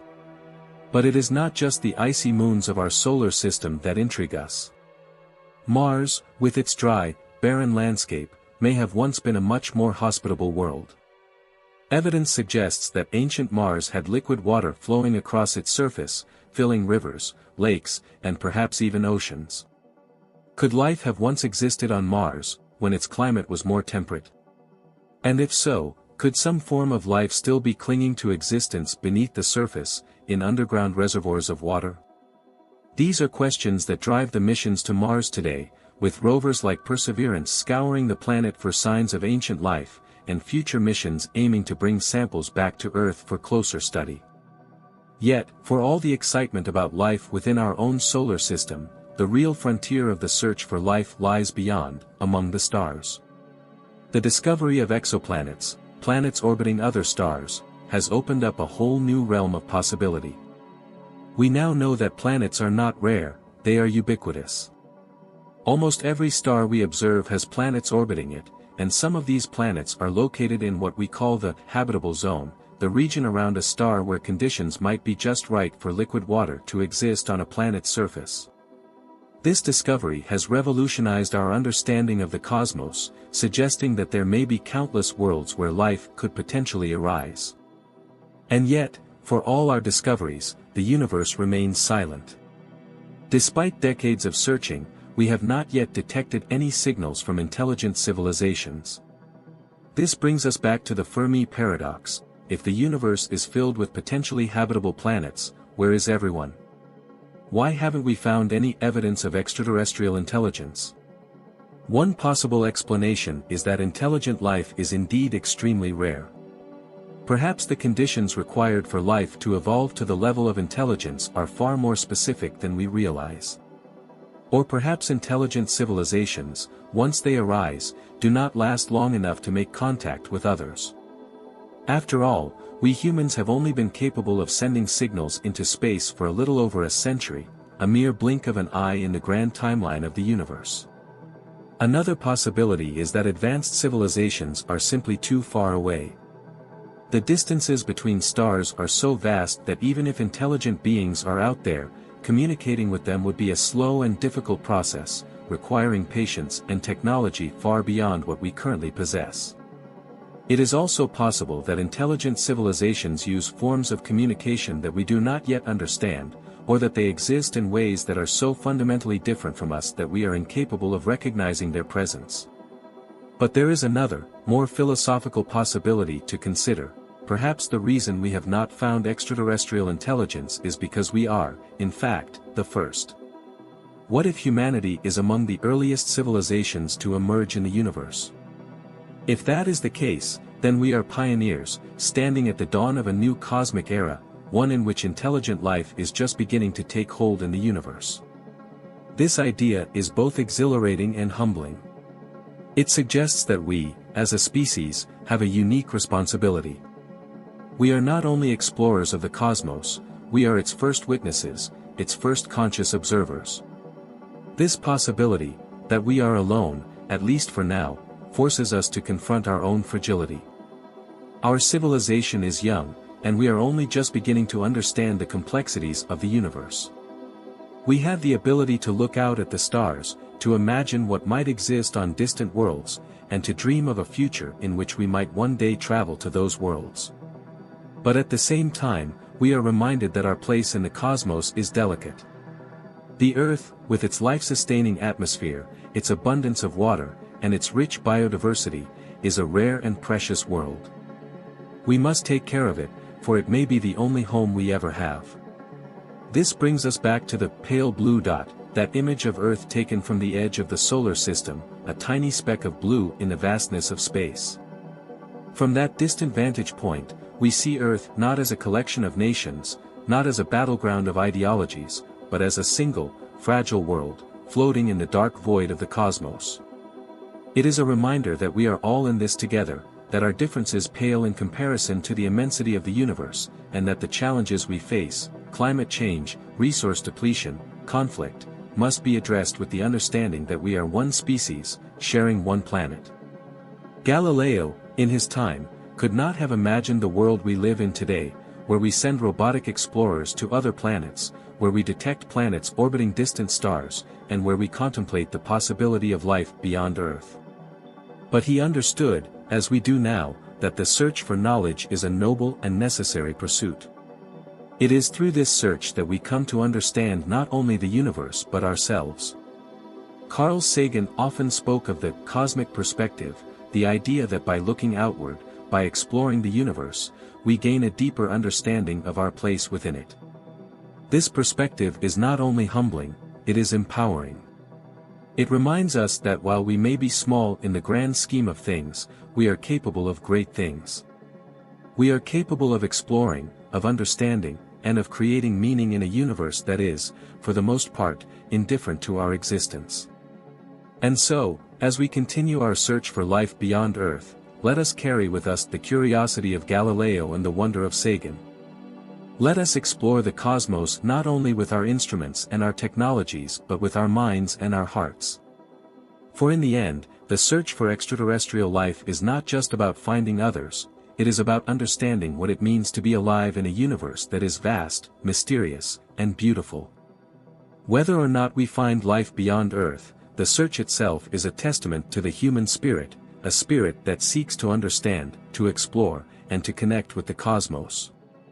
And as long as we continue to look up at the stars with wonder, as long as we continue to ask questions and seek answers, we will remain part of the grand cosmic journey, a journey that began long before us and will continue long after we are gone, stretching across the stars and the galaxies, ever unfolding, ever revealing new wonders. As we move forward into the heart of this cosmic journey, it becomes ever clearer that the search for extraterrestrial life is more than a scientific endeavor, it is a reflection of our most fundamental questions about existence. The more we learn about the universe, the more we realize how vast and ancient it is, and how little we know about the forces that shaped it. Yet, despite the staggering immensity of space and time, the human desire to explore, to discover, and to connect has persisted through the ages. Galileo's telescope, though primitive by today's standards, was a window to the universe, a tool that transformed the way humanity understood its place in the cosmos. It was through that small lens that we first glimpsed moons orbiting Jupiter, shattering the ancient belief that all heavenly bodies revolved around the Earth. Galileo's discoveries represented the first crack in a worldview that placed us at the center of creation. Today, we look back on those early observations and realize they were the beginning of something much larger, an ongoing journey to understand not only the universe but our role within it. Carl Sagan built upon this foundation, using the tools of modern science to reveal the extraordinary nature of the cosmos. He reminded us that the same laws of physics apply everywhere in the universe, from the smallest atom to the largest galaxy. And he reminded us, too, that we are made of the same elements as the stars, that the universe is not something apart from us, but something we are intrinsically connected to. This realization is at once humbling and empowering. It tells us that while we may be small, our ability to understand the universe is one of the most remarkable achievements of life itself. Now, as we continue to search for other forms of life in the universe, we are forced to ask ourselves, what would it mean to discover that we are not alone? How would contact with an extraterrestrial civilization change our understanding of ourselves and our place in the cosmos? One possibility is that the discovery of extraterrestrial life, whether microbial or intelligent, would be a unifying moment for humanity. Throughout history, we have often defined ourselves by our differences, by the borders between nations, by the distinctions between cultures, by the conflicts over resources and ideas. But the realization that we are not the only intelligent beings in the universe might shift that perspective. It might force us to see ourselves not as separate nations, but as a single species, sharing a fragile world in a vast and mysterious universe.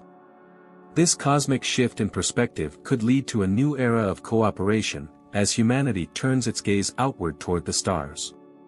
It might inspire us to work together to solve the problems that face us here on Earth: climate change, poverty, inequality, and conflict, understanding that we are all passengers on the same small, blue planet, adrift in the dark sea of space. The challenges we face, though daunting, are surmountable when viewed through the lens of our shared responsibility to protect the only home we know. But there is another possibility, one that speaks to the deeper philosophical and existential implications of discovering extraterrestrial life. What if we find that we are indeed alone, at least for now? What if, despite all our searching, we find no evidence of intelligent civilizations, no signals from distant worlds, no artifacts of advanced technology? This realization, though sobering, would not diminish the significance of our existence. Instead, it might serve as a reminder of just how extraordinary life on Earth truly is. In a universe that is, for the most part, cold and lifeless, the emergence of life, conscious, intelligent life, on our planet represents something truly remarkable. It suggests that life, wherever it appears, is a rare and precious phenomenon, one that must be nurtured and protected. If we are alone in the universe, then we carry a special responsibility. We are the stewards of life, the caretakers of a world that has produced not only diverse ecosystems and complex organisms, but beings capable of reflecting on their own existence. In this sense, the search for extraterrestrial life is not just about finding others, it is about understanding what it means to be alive, to be conscious, and to be aware of our place in the grand narrative of the cosmos. There is a third possibility as well, one that stretches the imagination even further. What if the life we are searching for is so different from our own that we fail to recognize it when we find it? What if extraterrestrial intelligence exists in forms that are beyond our comprehension, in ways that defy our understanding of biology, technology, or consciousness? The universe, after all, is full of surprises, and life, as we know it, may be just one of many possible expressions of the laws of nature. This idea, that life and intelligence could exist in forms we cannot yet imagine, forces us to expand our definition of what it means to be alive or intelligent. Could life exist as pure energy, as patterns of information encoded in the fabric of space-time itself?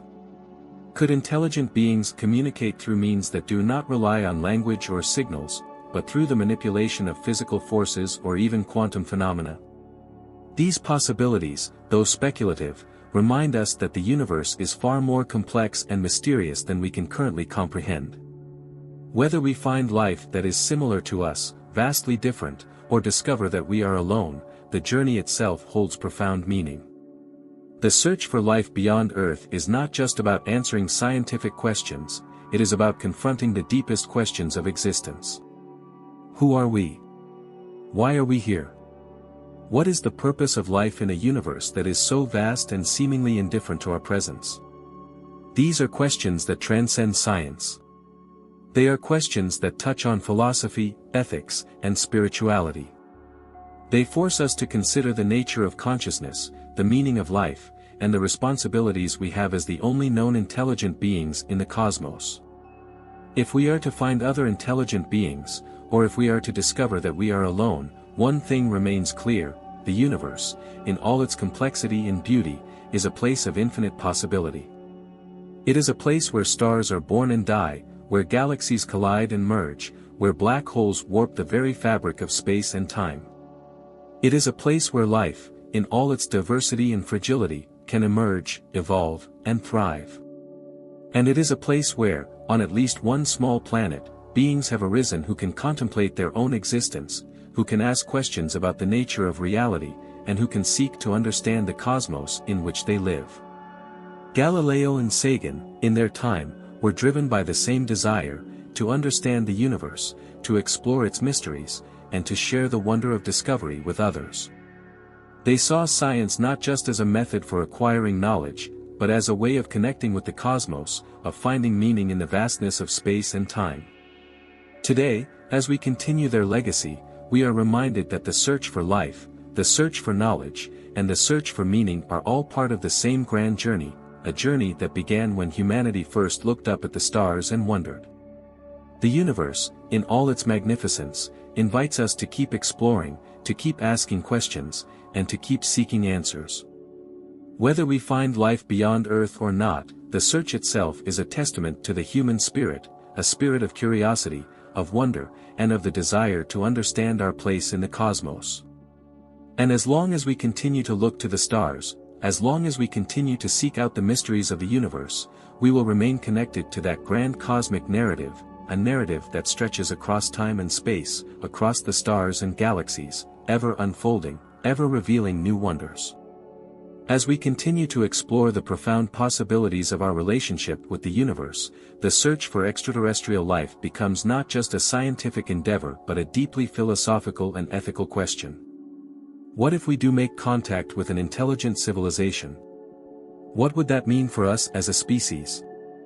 And what responsibilities would we carry as representatives of Earth, stepping into a cosmic dialogue that has the potential to reshape everything we know?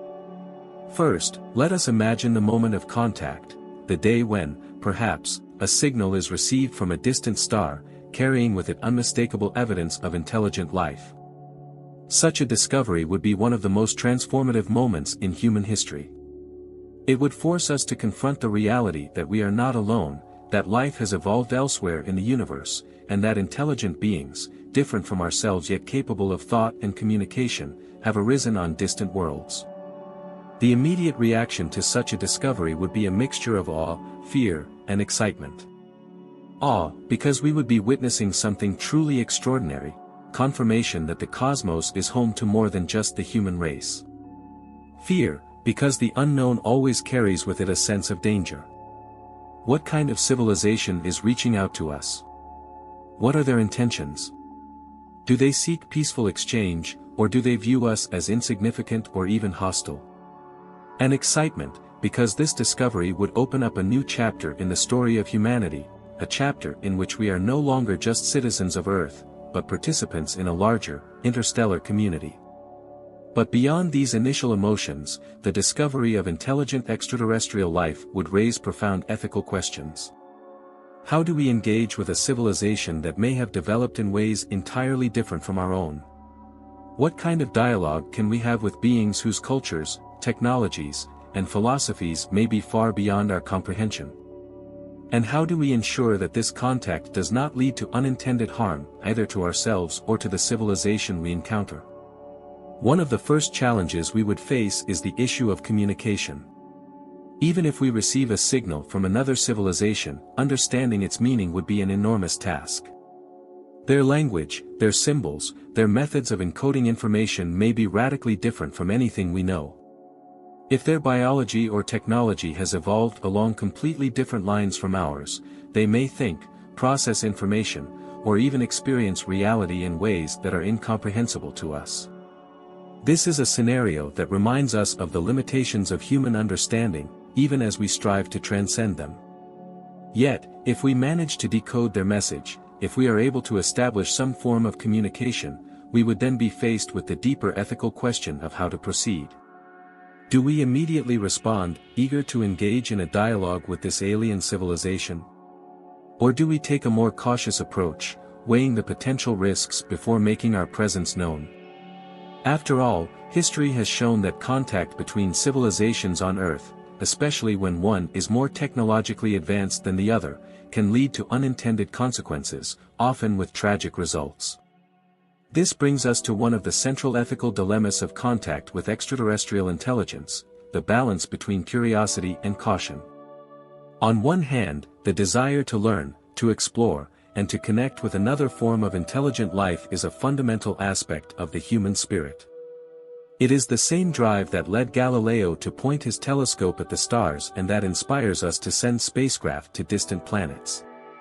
On the other hand, the unknown nature of extraterrestrial civilizations means that we must approach contact with humility and respect, recognizing that we may not fully understand the consequences of our actions. We must also consider the potential risks to ourselves. What if the civilization we contact is far more advanced than we are? What if they view us as primitive, inconsequential, or even dangerous? In such a scenario, the power dynamics between our two civilizations could be highly asymmetrical, and we would need to tread carefully to avoid provoking hostility or misunderstanding. Moreover, the introduction of advanced alien technology or knowledge could have profound effects on our own society, potentially disrupting our economic, political, and social systems in ways we cannot predict. At the same time, we must consider the risks to the extraterrestrial civilization. If we are the more advanced species, we have a responsibility to ensure that our contact does not cause harm. History is filled with examples of how more technologically advanced civilizations have inadvertently, or deliberately, destroyed or oppressed less advanced societies. In our eagerness to share knowledge or establish relationships, we must be mindful of the impact we might have on the development of the other civilization. This is not just a matter of ethics, it is a matter of responsibility. If we are to step onto the interstellar stage, we must do so with the understanding that our actions could have consequences that extend far beyond our own planet. These ethical concerns extend even further when we consider the possibility that extraterrestrial civilizations may have their own systems of morality, their own philosophies, and their own ways of understanding the universe. What if their values are fundamentally different from ours? What if they have no concept of individual rights, democracy, or human equality? How do we engage with beings whose moral framework is so alien to our own, and how do we reconcile their views with our own ethical principles? In this sense, contact with extraterrestrial intelligence would not only challenge our understanding of science and technology, it would challenge our understanding of morality in ethics. It would force us to confront the fact that our ethical systems, which we often view as universal, may be just one way of making sense of a complex and diverse universe. It would invite us to consider the possibility that there are other ways of being, other ways of living, and other ways of understanding right and wrong. This is where the legacy of thinkers like Galileo and Sagan becomes so important. Both of these visionaries understood that the search for knowledge is not just about acquiring facts, it is about expanding our minds and our hearts, about embracing the unknown with curiosity, humility, and a deep respect for the complexity of the universe. Galileo, in his time, faced fierce opposition from those who clung to old ways of thinking, but he persevered, driven by a desire to understand the cosmos.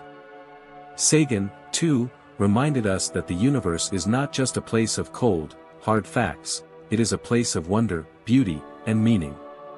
In the same way, the search for extraterrestrial intelligence and the potential for contact with alien civilizations invite us to expand our moral imagination. They ask us to consider what it means to be part of a universe that is teeming with possibility, and they challenge us to think deeply about our responsibilities as explorers, as scientists, and as representatives of Earth. Even if we never make contact with extraterrestrial intelligence, the search itself has value. It forces us to think beyond our immediate concerns, to look outward rather than inward, and to consider the bigger picture. It reminds us that we are part of a much larger story, a cosmic story that has been unfolding for billions of years, long before humanity appeared on the scene, and that will continue long after we are gone. And in this realization, we find not only humility but also hope. For while we may be small in the grand scheme of things, our ability to wonder, to ask questions, and to seek understanding is one of the most extraordinary things about us. We are, as Sagan said, star stuff contemplating the stars. We are a way for the universe to know itself, and in that knowledge, we find meaning. As we continue to explore the universe, whether through telescopes, spacecraft, or the search for extraterrestrial life, let us do so with a sense of wonder, respect, and responsibility. Let us remember that the universe, for all its vastness, is a place of profound connection, a place where every star, every planet, and every living being is part of a grand cosmic web that stretches across space and time.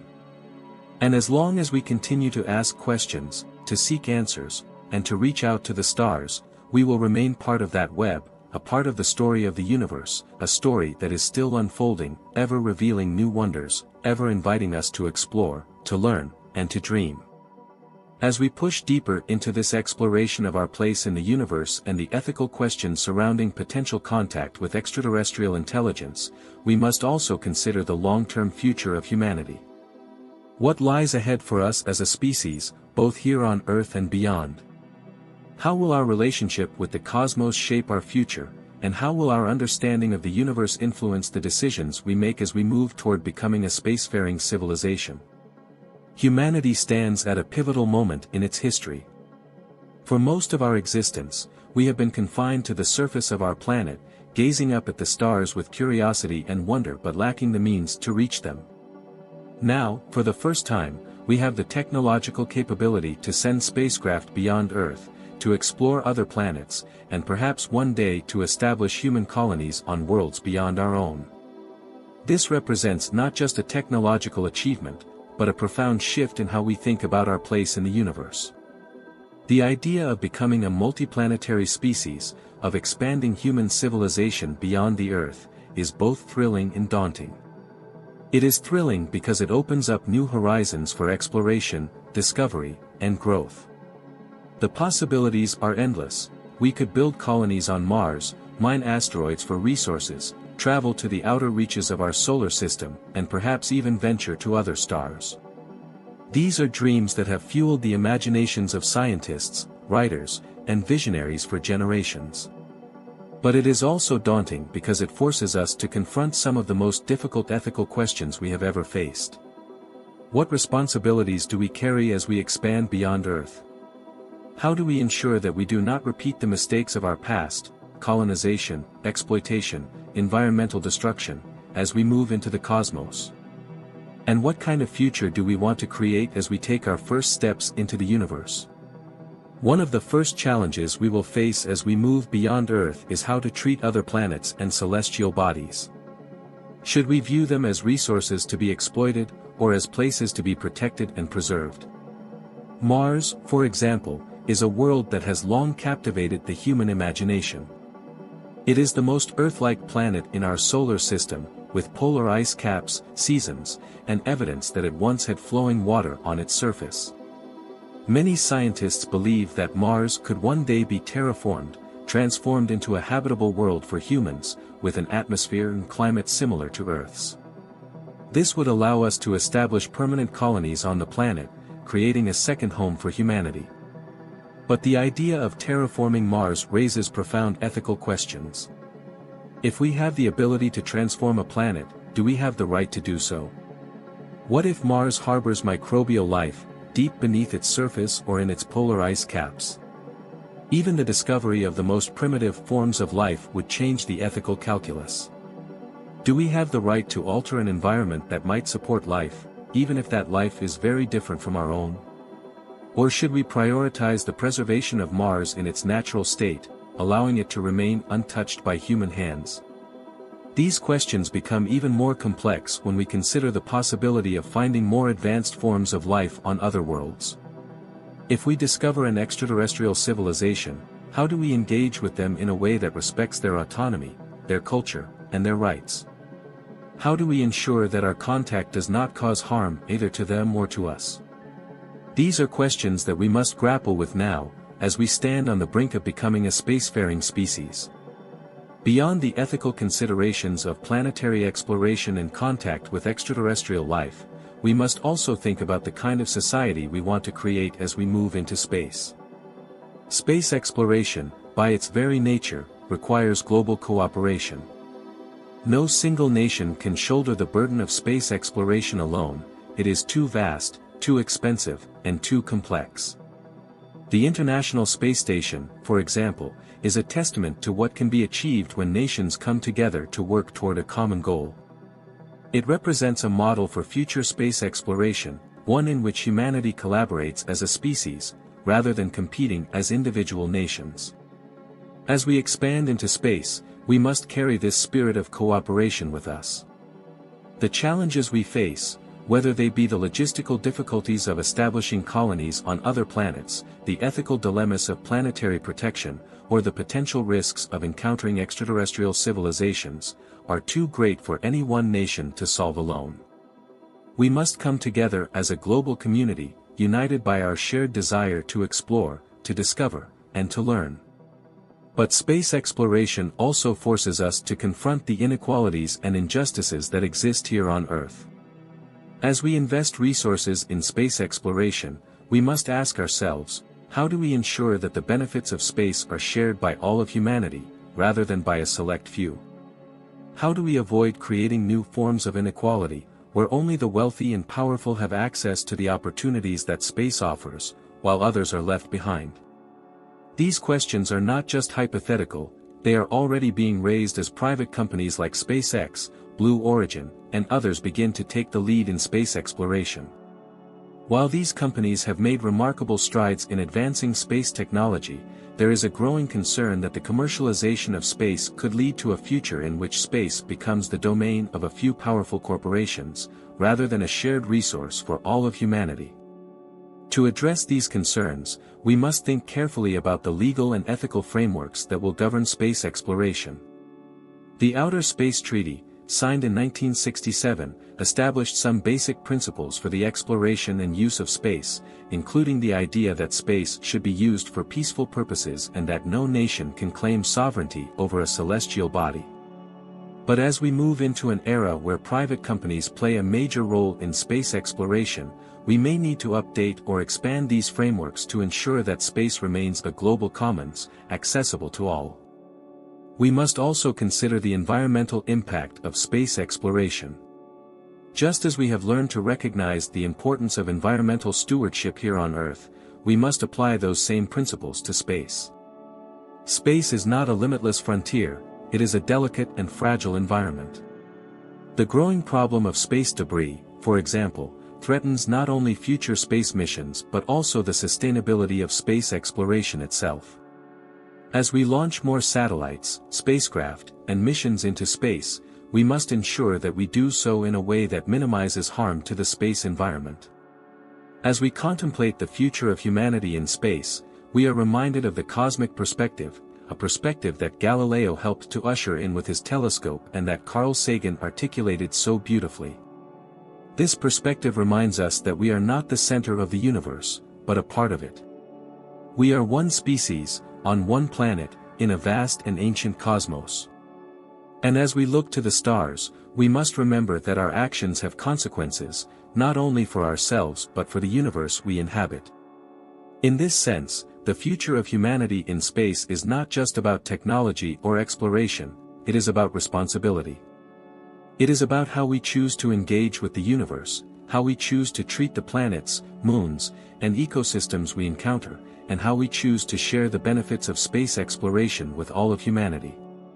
It is about creating a future that is not only prosperous but just, not only innovative but ethical.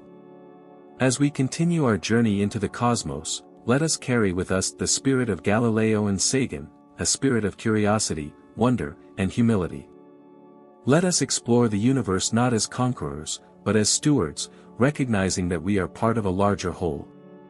And let us ensure that, as we reach for the stars, we do so with a sense of responsibility, of care, and of respect for the universe that has given us the gift of life.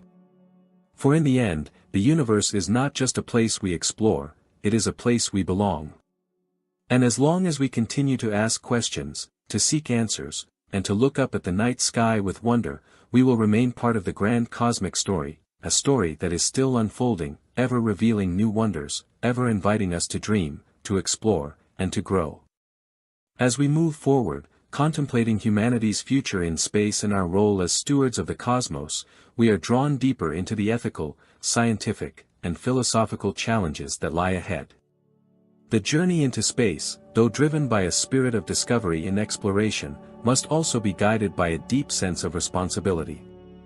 The universe, vast and ancient, invites us to explore its mysteries, but it also demands that we proceed with caution, care, and humility. One of the key challenges we will face as we expand into space is the development of new technologies that allow us to travel farther and stay longer. Human beings, after all, are not naturally suited to survive in the harsh environments of space. The vacuum of space, the lack of atmosphere, the extreme temperatures, and the constant bombardment of cosmic radiation all present significant obstacles to long-term space travel and colonization.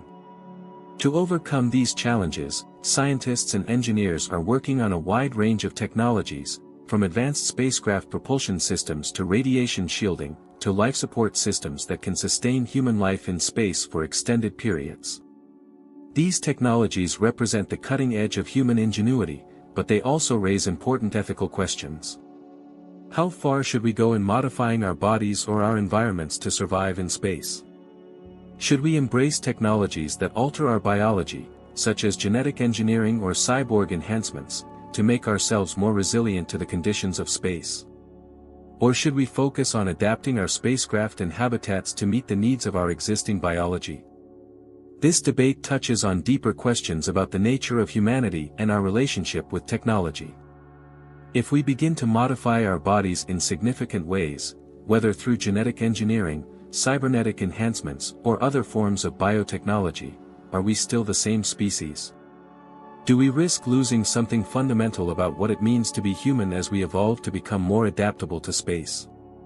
Or is this simply the next step in our evolutionary journey, one that allows us to transcend the limitations of our biology and continue exploring the universe? Some visionaries, like Elon Musk and other proponents of human colonization of Mars, argue that we must become a multiplanetary species to ensure the survival of humanity. The idea is that by establishing colonies on other planets, we can safeguard our species against existential threats such as asteroid impacts, nuclear war, or climate change. In this view, space is not just an opportunity for exploration, it is a lifeboat, a way to ensure the continuation of human civilization in the face of potential disaster. Yet, even as we plan for life on other planets, we must also consider the moral implications of leaving Earth behind. Should we prioritize the exploration and colonization of space over addressing the problems we face here on Earth? How do we balance the need to explore and expand with the need to care for our own planet, which remains the only home we have ever known? This tension between exploration and stewardship is not new. Throughout history, human beings have sought out new frontiers, whether crossing oceans, scaling mountains, or venturing into the depths of the Earth's wilderness. But with each new frontier, we have also had to reckon with the consequences of our actions. The colonization of new lands has often come at great cost, both to the indigenous peoples who lived there and to the natural environments that were disrupted. As we look to the stars, we must ask ourselves, how can we avoid repeating these mistakes?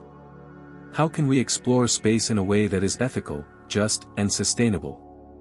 One potential solution lies in the concept of planetary protection, a set of guidelines and principles aimed at preserving the natural environments of other planets and moons. These principles are based on the idea that we have a responsibility to avoid contaminating other worlds with Earth-based organisms or materials. If we are to explore Mars, Europa, Enceladus, or any other potentially habitable world, we must do so in a way that minimizes the risk of biological contamination, both to protect any potential alien life forms that may exist there and to preserve the scientific integrity of these worlds for future study. But planetary protection is not just about avoiding contamination. It is also about respecting the intrinsic value of other worlds. Even if we do not find life on Mars or other planets, these places still have value, cultural, scientific, and perhaps even spiritual. They are part of the natural heritage of the universe, and we have a responsibility to preserve them for future generations, just as we have a responsibility to preserve the natural wonders of Earth. This raises another important question: should we terraform other planets, such as Mars, to make them more hospitable to human life? Terraforming is the process of altering a planet's environment to make it more Earth-like, potentially by thickening the atmosphere, introducing water, or even releasing greenhouse gases to warm the surface. While this could make Mars a more viable place for human settlement, it would also fundamentally alter the planet's natural state. The ethics of terraforming are complex. On one hand, transforming Mars into a habitable world could provide a new home for humanity, offering a solution to overpopulation or environmental degradation on Earth. On the other hand, it could lead to the loss of Mars as it currently exists, a unique, pristine world that has been shaped by billions of years of natural processes. Do we have the right to change an entire planet for our own purposes, even if it is currently lifeless? And what if we discover life on Mars, even microbial life? Does the existence of even the smallest form of life give us a moral obligation to protect that planet from human interference? These questions are not easy to answer, but they highlight the need for a thoughtful, ethical approach to space exploration. As we move forward into the cosmos, we must ensure that our actions are guided by respect for both the universe and ourselves. We must ask not only what we can do, but what we should do. At the same time, the journey into space offers us the opportunity to reflect on the nature of progress and the values we want to carry with us as we explore new worlds. What kind of society do we want to build in space? How do we ensure that space exploration benefits all of humanity, rather than just a select few? And how do we create a future that is not only technologically advanced but also socially and environmentally just? In many ways, the challenges we face in space mirror the challenges we face here on Earth. As we grapple with issues like climate change, resource depletion, and inequality, we are reminded that the future is not predetermined, it is something we create through the choices we make. The same is true of space exploration. The decisions we make now, as we begin to explore the cosmos, will shape the future of humanity for generations to come. Carl Sagan often spoke of the pale blue dot, that image of Earth taken from the far reaches of our solar system. In that image, Earth appears as nothing more than a tiny speck, a fragile dot suspended in the vastness of space. From that perspective, our divisions, our conflicts, and our struggles seem small and insignificant. And yet, that pale blue dot is the only home we have ever known. It is the cradle of life, the place where humanity has evolved, and the only world that sustains us. As we look to the stars, we must remember the lessons of the pale blue dot. We must remember that we are part of something much larger than ourselves, part of a universe that is ancient, complex, and full of mystery. And we must carry with us the understanding that, while the universe offers us endless possibilities for exploration and discovery, we have a responsibility to care for the worlds we encounter, just as we have a responsibility to care for our own. In the end, the journey into space is not just about expanding our knowledge or our reach, it is about expanding our understanding of what it means to be human. It is about recognizing that we are part of a grand cosmic story, one that has been unfolding for billions of years and will continue long after we are gone. And as we take our first steps into that story, let us do so with a sense of wonder, a sense of responsibility, and a deep respect for the universe and all that it contains. For in the vastness of space, we may find not only new worlds but new ways of understanding ourselves and our place in the cosmos. And as long as we continue to explore with curiosity, humility, and care, we will remain part of the grand cosmic journey, a journey that connects us not only to the stars but to each other and to the universe as a whole. As we delve further into the philosophical and ethical dimensions of humanity's future in space, it becomes increasingly clear that our journey to the stars is not only a technological adventure but also a profound moral and existential challenge. The choices we make now, at this critical juncture, will shape the legacy we leave behind, not only on Earth but throughout the cosmos. How we choose to explore space, how we interact with new environments, and how we handle the discovery of extraterrestrial life, if it happens, will define us as a species. One of the most significant aspects of space exploration is the opportunity it offers to redefine what it means to be human. For thousands of years, humanity's story has been tied to Earth, to the cycles of nature, the seasons, the limits of geography, and the forces of biology that govern our lives. But as we step into the realm of space, those limitations begin to dissolve. Space, with its vastness, its lack of gravity, its infinite horizons, challenges our most basic assumptions about existence. Consider the possibility of long-term human settlements on other planets, such as Mars. What would life be like for the first generation of Martian colonists, and how would their experience differ from life on Earth? Mars is a world unlike any we have ever lived on. Its gravity is only about one-third that of Earth, its atmosphere is thin and unbreathable, and its surface is bombarded by radiation from space. In such an environment, humans would need to rely on advanced technology to survive: artificial habitats, life support systems, and protective suits. But beyond the practical challenges, there is a deeper question: how would living on Mars change us?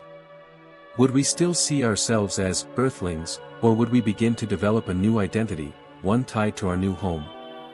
Over time, might Martian colonists evolve into a distinct society, with its own culture, values, and ways of thinking? And what of the physical changes that might occur?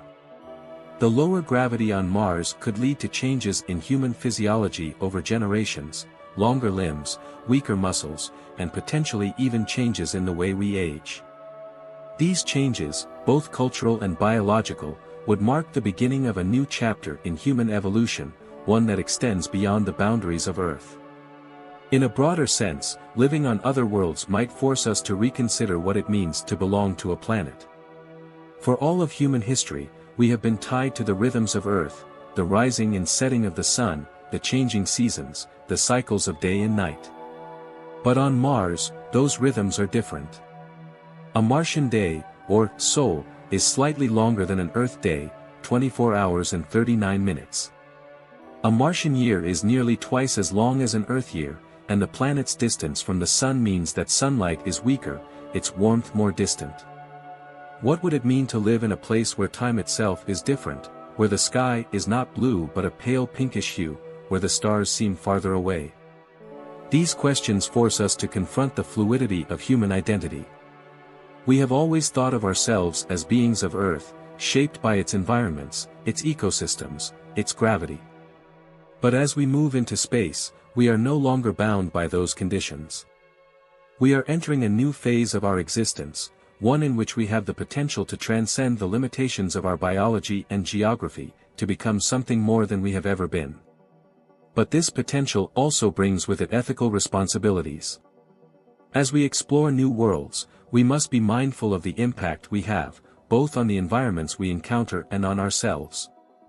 The principle of planetary protection, which guides current missions to Mars and other celestial bodies, reminds us that we must take care not to contaminate these worlds with Earth-based organisms. This is not just a scientific concern, it is an ethical one. If we discover life on Mars, no matter how primitive, we must ask ourselves, what right do we have to interfere with that life? Do we have a duty to preserve Mars as it is, as a world shaped by its own processes, or should we prioritize human colonization and transformation of the planet to suit our needs? These are not easy questions, and they require us to think deeply about the value of life in all its forms, as well as the role we wish to play in the universe. We often think of ourselves as explorers, driven by a desire to understand and to expand our horizons. But we are also caretakers, responsible for the worlds we encounter and the life forms that may exist there. The ethical questions surrounding planetary protection extend beyond Mars. As we explore moons like Europa and Enceladus, which are believed to have subsurface oceans that could potentially harbor life, we must grapple with the same dilemma. Should we drill through the ice of these moons to explore their oceans, risking contamination, or should we leave these environments untouched, preserving them for future generations of scientists to study? How do we balance the desire for discovery with the responsibility to protect? These questions also lead us to reflect on our role as a species. Are we conquerors, expanding into new frontiers with the intent to reshape them in our image? Or are we stewards, recognizing the value of the cosmos as it is, and striving to preserve its natural beauty and integrity? The answer to these questions will shape the future of space exploration and determine the kind of legacy we leave for future generations. In many ways, the ethical dilemmas we face in space are an extension of the challenges we face on Earth. The same questions about environmental stewardship, the protection of ecosystems, and the rights of indigenous peoples apply to our exploration of other planets. Just as we must consider the impact of deforestation, climate change, and pollution on Earth, we must consider the potential consequences of our actions in space. The choices we make now, as we begin to expand beyond our home planet, will set the tone for the future of humanity in the cosmos. At the same time, space exploration offers us the opportunity to develop new ways of thinking about our relationship with the universe. The discovery of life on another world, whether microbial or intelligent, would force us to confront our place in the grand scheme of things. It would challenge our assumptions about the uniqueness of life on Earth and remind us that we are part of a much larger, much older story. If we do encounter intelligent life, the ethical challenges would become even more complex. How do we engage with a civilization that may be far more advanced than we are, or one that has developed along entirely different lines? What rights do we have in such an encounter, and what responsibilities? Should we prioritize peaceful coexistence, even if that means limiting our own expansion into space, or should we assert our own interests and pursue the colonization of new worlds, regardless of the impact on other civilizations? These questions echo the debates about colonialism and imperialism that have shaped human history. Just as the European colonization of the Americas, Africa, and Asia had profound consequences for the indigenous peoples of those continents, our exploration of space could have similarly profound consequences for any life forms we encounter. We must learn from the lessons of history and approach space exploration with humility, recognizing that we are not the only beings who may have a stake in the future of the universe. This brings us to the deeper philosophical question of what kind of future we want to create as we move into space. Will we build a future based on cooperation, sustainability, and respect for other forms of life, or will we repeat the patterns of exploitation and domination that have characterized so much of human history? The cosmos offers us a blank slate, a chance to redefine what it means to be human and to build a society that reflects our highest ideals. But it also presents us with immense challenges, and the choices we make now will determine whether we rise to meet those challenges or fall short. As we contemplate our future in space, we must remember that the universe is not just a place to explore, it is a place that invites us to reflect on who we are and who we want to become. Space exploration is a journey not only outward, but inward, into the depths of our own humanity. It forces us to confront our fears, our hopes, our ambitions, and our responsibilities. It asks us to think deeply about the meaning of life, the nature of existence, and the role we play in the grand cosmic drama. And as long as we continue to explore with curiosity, humility, and a deep sense of responsibility, we will remain part of that cosmic story, a story that stretches across time and space, across the stars and galaxies, ever unfolding, ever revealing new wonders, ever challenging us to grow, to learn, and to become more than we were before. As we continue to trace the path of our future in space, one thing becomes clear: the universe is not only a place of exploration, but a mirror that reflects back to us the deepest aspects of our nature. In the tradition of Galileo, who first glimpsed the moons of Jupiter, and Carl Sagan, who reminded us that we are star stuff contemplating the stars, space is not just a destination, it is an invitation to reflect on what it means to be human, to consider our responsibilities as conscious beings in a vast and ancient cosmos. Galileo's discovery that Earth is not the center of the universe marked a pivotal moment in our understanding of the cosmos. It shattered the illusion of our centrality and, in doing so, expanded the boundaries of human knowledge. Today, as we prepare to extend our reach into space, we face a similar moment of reckoning. We must once again confront the fact that we are not the center, and that our actions, whether here on Earth or on distant worlds, have consequences that ripple far beyond ourselves. The discovery of other worlds, both in our solar system and beyond, offers us a chance to explore not only the physical nature of the cosmos but also the moral and ethical dimensions of our presence within it.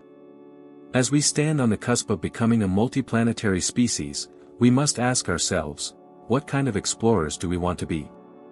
Will we approach the universe with the same spirit of curiosity, wonder, and humility that guided Galileo and Sagan?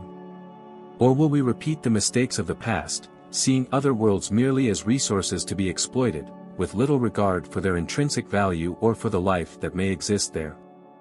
One of the most profound questions we face is whether we will discover life beyond Earth. This is not just a scientific question, it is a question that touches the core of our identity. If we find life on Mars, Europa, or some distant exoplanet, it will force us to reconsider everything we thought we knew about life's uniqueness. No longer will we be able to think of Earth as the sole cradle of life in a barren universe. Instead, we will be part of a larger cosmic web, connected to life that has evolved in ways we can scarcely imagine. But even if we do not find life elsewhere, the universe itself, in its vast complexity, holds immense value. Each planet, each moon, each asteroid, is a testament to the forces that shape the cosmos, the same forces that shaped us. To look at Mars or Europa or any other world is to witness a part of the story of the universe. These places are not just stepping stones on our journey, they are living archives of cosmic history, and they deserve our respect. The idea of terraforming Mars, of transforming it into a world that can support human life, is a powerful one. It speaks to our deep desire to expand, to survive, to create a second home among the stars. But before we undertake such a monumental task, we must ask, what is the cost of such a transformation? Mars, in its current state, is a world shaped by billions of years of natural processes. It has its own story to tell, a story written in the layers of its rocks, its dry riverbeds, its ice caps. If we terraform Mars, do we risk erasing that story? And what if we find life on Mars? Even if that life is microbial, it raises profound ethical questions. Does the existence of life, no matter how simple, give Mars a claim to its own destiny, one that we must respect? Or do we have the right to change Mars to suit our own needs, even at the cost of its natural environment? These questions force us to confront the tension between our desire to explore and our responsibility to preserve. As we extend our reach into the cosmos, we must also consider the implications of contact with intelligent extraterrestrial civilizations. While the search for extraterrestrial intelligence, SETI, has yet to yield definitive results, the possibility remains that we may one day encounter beings who have evolved under different stars, in different environments, with different histories. If we do make contact, it will not only be the most significant discovery in human history, it will be a test of our ability to engage with the unknown. How do we communicate with a civilization that may be far more advanced than we are? How do we engage in a dialogue with beings whose values, cultures, and ways of thinking may be completely alien to us? And most importantly, how do we ensure that our contact does not lead to conflict, misunderstanding, or harm? Sagan often spoke of the cosmic perspective, a way of seeing ourselves not as isolated individuals or nations, but as part of a larger whole. From this perspective, we are all connected, not just to each other, but to the universe itself. The atoms in our bodies were forged in the hearts of ancient stars, and the light we see from distant galaxies has traveled across billions of years to reach us. This perspective reminds us that, for all our differences, we share a common origin and a common destiny. The cosmic perspective also challenges us to think beyond the immediate concerns of our everyday lives. It asks us to consider the long-term future of humanity, what kind of species we want to be, and what kind of legacy we want to leave behind. Will we be a species that respects the intrinsic value of other worlds, that seeks to explore with care and curiosity? Or will we be a species that imposes its will on the cosmos, without regard for the consequences? These are questions that Galileo, standing at the dawn of the scientific revolution, could never have imagined. But they are questions that we must confront as we prepare to step into the stars. For the first time in history, we have the ability to shape not only the future of our own planet but the future of other worlds as well. With that power comes responsibility. As we look to the future, we must also consider the possibility that we are, for now, alone in the universe. If that is the case, then the responsibility we carry is even greater. If life is rare, if intelligence is rarer still, then we may be the only conscious beings capable of reflecting on the nature of the cosmos. In that case, we are not just explorers, we are the universe's way of knowing itself. And with that knowledge comes the obligation to care for the universe, to protect it, and to ensure that its wonders are preserved for future generations. This is the message that both Galileo and Sagan would have imparted. Galileo, with his unyielding dedication to the pursuit of truth, and Sagan, with his boundless sense of wonder and his profound understanding of the interconnectedness of all things, would remind us that the universe is not ours to conquer, but ours to explore with humility and respect. The journey to the stars is not just a journey outward, it is a journey inward, into the depths of our own nature. It asks us to confront our fears, our hopes, our ambitions, and our responsibilities. It asks us to think deeply about the meaning of life, the nature of existence, and the role we play in the grand unfolding of the cosmos. As we continue this journey, let us carry with us the lessons of those who came before us. Let us explore the universe with curiosity, wonder, and a deep respect for the unknown.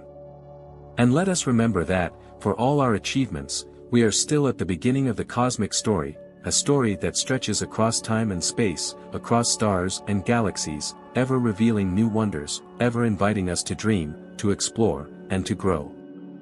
For in the end, the universe is not just a place we inhabit, it is a place we are part of. And as long as we continue to seek knowledge, to ask questions, and to look up at the night sky with wonder, we will remain connected to the stars, to the cosmos, and to each other in ways that transcend the limits of time and space. As we venture further into the cosmic reflection, one theme continues to resonate: the universe is not just an expanse of stars, planets, and galaxies, it is a place of deep connection. Galileo's telescope gave humanity its first glimpse of the stars as they truly are, rather than as distant points of light in the night sky. In his time, those observations radically shifted our understanding of the universe, dismantling old, Earth-centered ideas and opening a doorway to infinite possibilities. Today, that door remains wide open, and every discovery we make expands the horizons of our knowledge and reshapes our relationship with the cosmos. Carl Sagan often spoke of the transformative power of cosmic exploration. He reminded us that by looking outward into the universe, we also learn to look inward, to examine our place within the grander scheme of existence. This dual journey, both outward and inward, challenges us to reconsider not only what we are but who we are and what we might become. As we contemplate the next steps in humanity's journey into space, we face questions that are no less revolutionary than those posed in Galileo's time. What happens to humanity when we are no longer bound to the Earth? What happens when our species begins to stretch beyond its planetary cradle, when we leave behind the familiar cycles of day and night, of seasons and gravitational forces, to live among the stars? This is not merely a technical question, though the technological hurdles of colonizing other worlds are significant, but a philosophical one. What does it mean to be human when the environment that shaped us over millions of years is left behind? Our bodies, our cultures, our very psychology have all evolved in response to Earth's unique conditions. How will living on Mars, or aboard space stations, or perhaps even on interstellar spacecraft, change the essence of who we are? Imagine, for instance, the first generations of humans born on Mars. For them, Earth would not be a home but a distant, almost mythical place, a pale blue dot they have only seen in images or learned about from history. Their bodies would adapt to Mars' lower gravity, and over time, they might evolve physical traits suited to their new environment. Their society would undoubtedly develop its own culture, its own ways of thinking, its own relationship to the universe. What will it mean for these Martians to look up at the stars from their red planet, knowing that they are part of a species that has begun to extend its reach across the cosmos? This brings us to the idea of human evolution beyond Earth. As we spread out into space, the environments we encounter will shape us, just as Earth has shaped life here for billions of years. But unlike the slow, gradual process of evolution that has governed life on Earth, the environments of space may prompt rapid changes, technological, biological, and cultural. We might develop advanced technologies that allow us to survive in harsh environments, or we might use genetic engineering to enhance our body's abilities to withstand radiation, adapt to low-gravity conditions, or even breathe in alien atmospheres.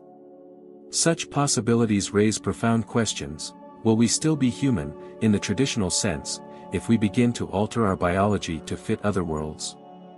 Or will we become something new, a species that transcends its terrestrial origins? And what of consciousness itself? As we venture deeper into space, we will be confronted with distances and timescales far beyond anything we have ever experienced. Traveling to the nearest star systems, for instance, would take generations, even with the most advanced propulsion systems we can imagine.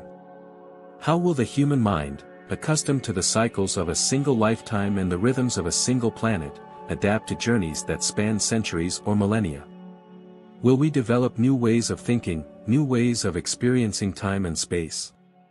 Could we eventually transcend the biological limitations of the human body entirely, transferring our consciousness into machines or other forms of existence that are better suited for the rigors of space travel? These questions push the boundaries of what we currently understand about life, consciousness, and identity. But they also remind us that space is not just a frontier to be explored, it is a crucible for transformation. The challenges we face in space will not only test our technologies, they will test our values, our ethics, and our sense of who we are as a species. One of the most significant transformations that could occur in our journey into space is the evolution of our consciousness. As we explore new worlds, encounter new challenges, and possibly even meet other forms of intelligent life, we may be forced to expand our understanding of what it means to be conscious. Could there be forms of life whose consciousness operates in ways entirely foreign to us, perhaps through means we cannot even conceive? Could our own consciousness evolve in response to these encounters, becoming more fluid, more adaptable, more attuned to the universe? This is where the cosmic perspective becomes so essential. Sagan often reminded us that, from the vantage point of the universe, our differences here on Earth, our conflicts, our struggles, our divisions, seem insignificant. The universe does not care about national borders or political ideologies. It is vast, ancient, and indifferent to the small dramas of human life. And yet, within that indifference lies a profound truth: we are all connected.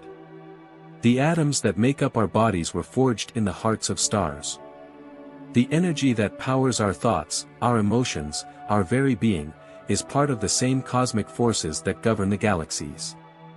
This realization, that we are part of the universe, not separate from it, invites us to think differently about our future in space. Instead of seeing space as a resource to be exploited or a challenge to be conquered, we might begin to see it as a place where we can learn to live in harmony with the cosmos. Instead of imposing our will on other worlds, we might learn to adapt ourselves to the environments we encounter, creating societies that are not only technologically advanced but also spiritually and ethically attuned to the rhythms of the universe. Such a future would require a fundamental shift in how we think about exploration. Rather than viewing space as a frontier to be dominated, we would need to approach it with humility, with a recognition of the limits of our knowledge and the vastness of the mysteries that remain. We would need to learn from the universe, to allow it to shape us as much as we shape it. At the heart of this shift is the understanding that exploration is not just about reaching new places, it is about expanding our consciousness. Galileo's observations of the moons of Jupiter did not just reveal new celestial bodies, they expanded the human mind, challenging old beliefs and opening up new ways of thinking about the universe. In the same way, our journey into space will not just take us to new planets or stars, it will expand our understanding of who we are, what we are capable of, and what it means to be alive in a universe that is both indifferent and full of possibility. As we continue this journey, let us carry with us the legacy of those who have come before us, the legacy of Galileo, who dared to look beyond the known world, and Sagan, who reminded us that we are not just explorers but participants in the cosmic story. Let us approach the universe with curiosity, with wonder, and with a deep respect for the unknown. For in the end, the universe is not just a place we explore, it is a place that explores us, revealing new aspects of our nature with every discovery we make.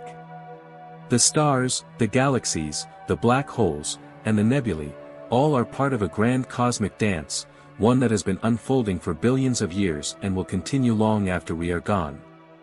But in our brief moment, we have the opportunity to participate in that dance, to contribute to the story of the universe in ways that are both profound and beautiful. And as long as we continue to look up at the night sky, as long as we continue to ask questions and seek answers, we will remain part of that story, a story that connects us not only to the cosmos but to each other and to the very fabric of existence itself. As we venture deeper into the vastness of space, reflecting on the possible evolution of human consciousness and our ethical responsibilities, we find ourselves standing on the edge of profound change. The universe beckons us forward, inviting us not just to explore its distant reaches, but to explore the depths of our own identity, what it means to be human, to be conscious, and to be part of a cosmos that is, at once, both indifferent and deeply interconnected with our existence. Galileo, gazing through his telescope centuries ago, could not have foreseen the profound consequences of his discoveries. He could not have imagined that his observations of the moons of Jupiter would lead to a revolution in human thought, one that continues to resonate today. But like Galileo, we stand on the threshold of new discoveries, discoveries that will challenge the very foundations of what we know, that will push the boundaries of our understanding, and that will require us to reimagine our place in the universe. As we contemplate the future of humanity in space, one thing becomes clear: we will not remain the same. Just as the environment of Earth shaped the evolution of life here, the environments of space, its vacuum, its radiation, its lack of gravity, will shape the evolution of life beyond Earth. This raises the fascinating possibility that as we spread out into the cosmos, humanity itself may begin to diverge. Just as different environments on Earth led to the development of diverse cultures, languages, and physical traits, the environments of space may give rise to new forms of human existence. Imagine, for instance, a future in which humans have colonized Mars, established space stations in orbit around distant moons, or even ventured into the outer reaches of our solar system. In such a future, the challenges of living in these environments would necessitate new technologies, new social structures, and perhaps even new forms of consciousness. Over time, the inhabitants of these distant worlds might develop their own ways of thinking, their own cultures, and their own adaptations to the environments in which they live. On Mars, with its lower gravity, thinner atmosphere, and longer days, human physiology might change. Future generations of Martians could evolve to be taller, with lighter bones and more efficient respiratory systems. Their culture might develop around the rhythms of the Martian soul, which lasts 24 hours and 39 minutes, slightly longer than an Earth day. The vast, open plains of Mars, combined with the knowledge that they are part of a species that spans 2 planets, might lead to a new sense of identity, one that is shaped not by Earth alone, but by the experience of living on 2 worlds. On space stations or spacecraft, where artificial gravity and life support systems are necessary for survival, life would be even more radically different. Without the constraints of a planetary surface, human settlements could be designed in entirely new ways, 3-dimensional cities that take advantage of zero-gravity environments, where up and down are relative concepts, and where human movement is no longer bound by the limitations of Earth's gravity. Over time, humans born and raised in such environments might develop new physical and cognitive abilities, becoming adept at navigating these complex, multidimensional spaces in ways that would seem almost alien to those still living on Earth. As we move even further into space, venturing beyond our solar system to explore the nearest stars, the changes to human life could become even more dramatic. Interstellar travel, even with the most advanced propulsion systems we can imagine, would take decades, centuries, or even millennia. This raises the question: how will humans adapt to journeys that span such vast distances and timescales? Will we develop new forms of cryogenic sleep, allowing travelers to hibernate through the long journey? Or will we turn to more radical solutions, such as transferring our consciousness into digital forms, allowing us to travel as streams of information that can be reassembled upon reaching our destination? Such possibilities may seem like the stuff of science fiction, but they are grounded in the real challenges of space travel.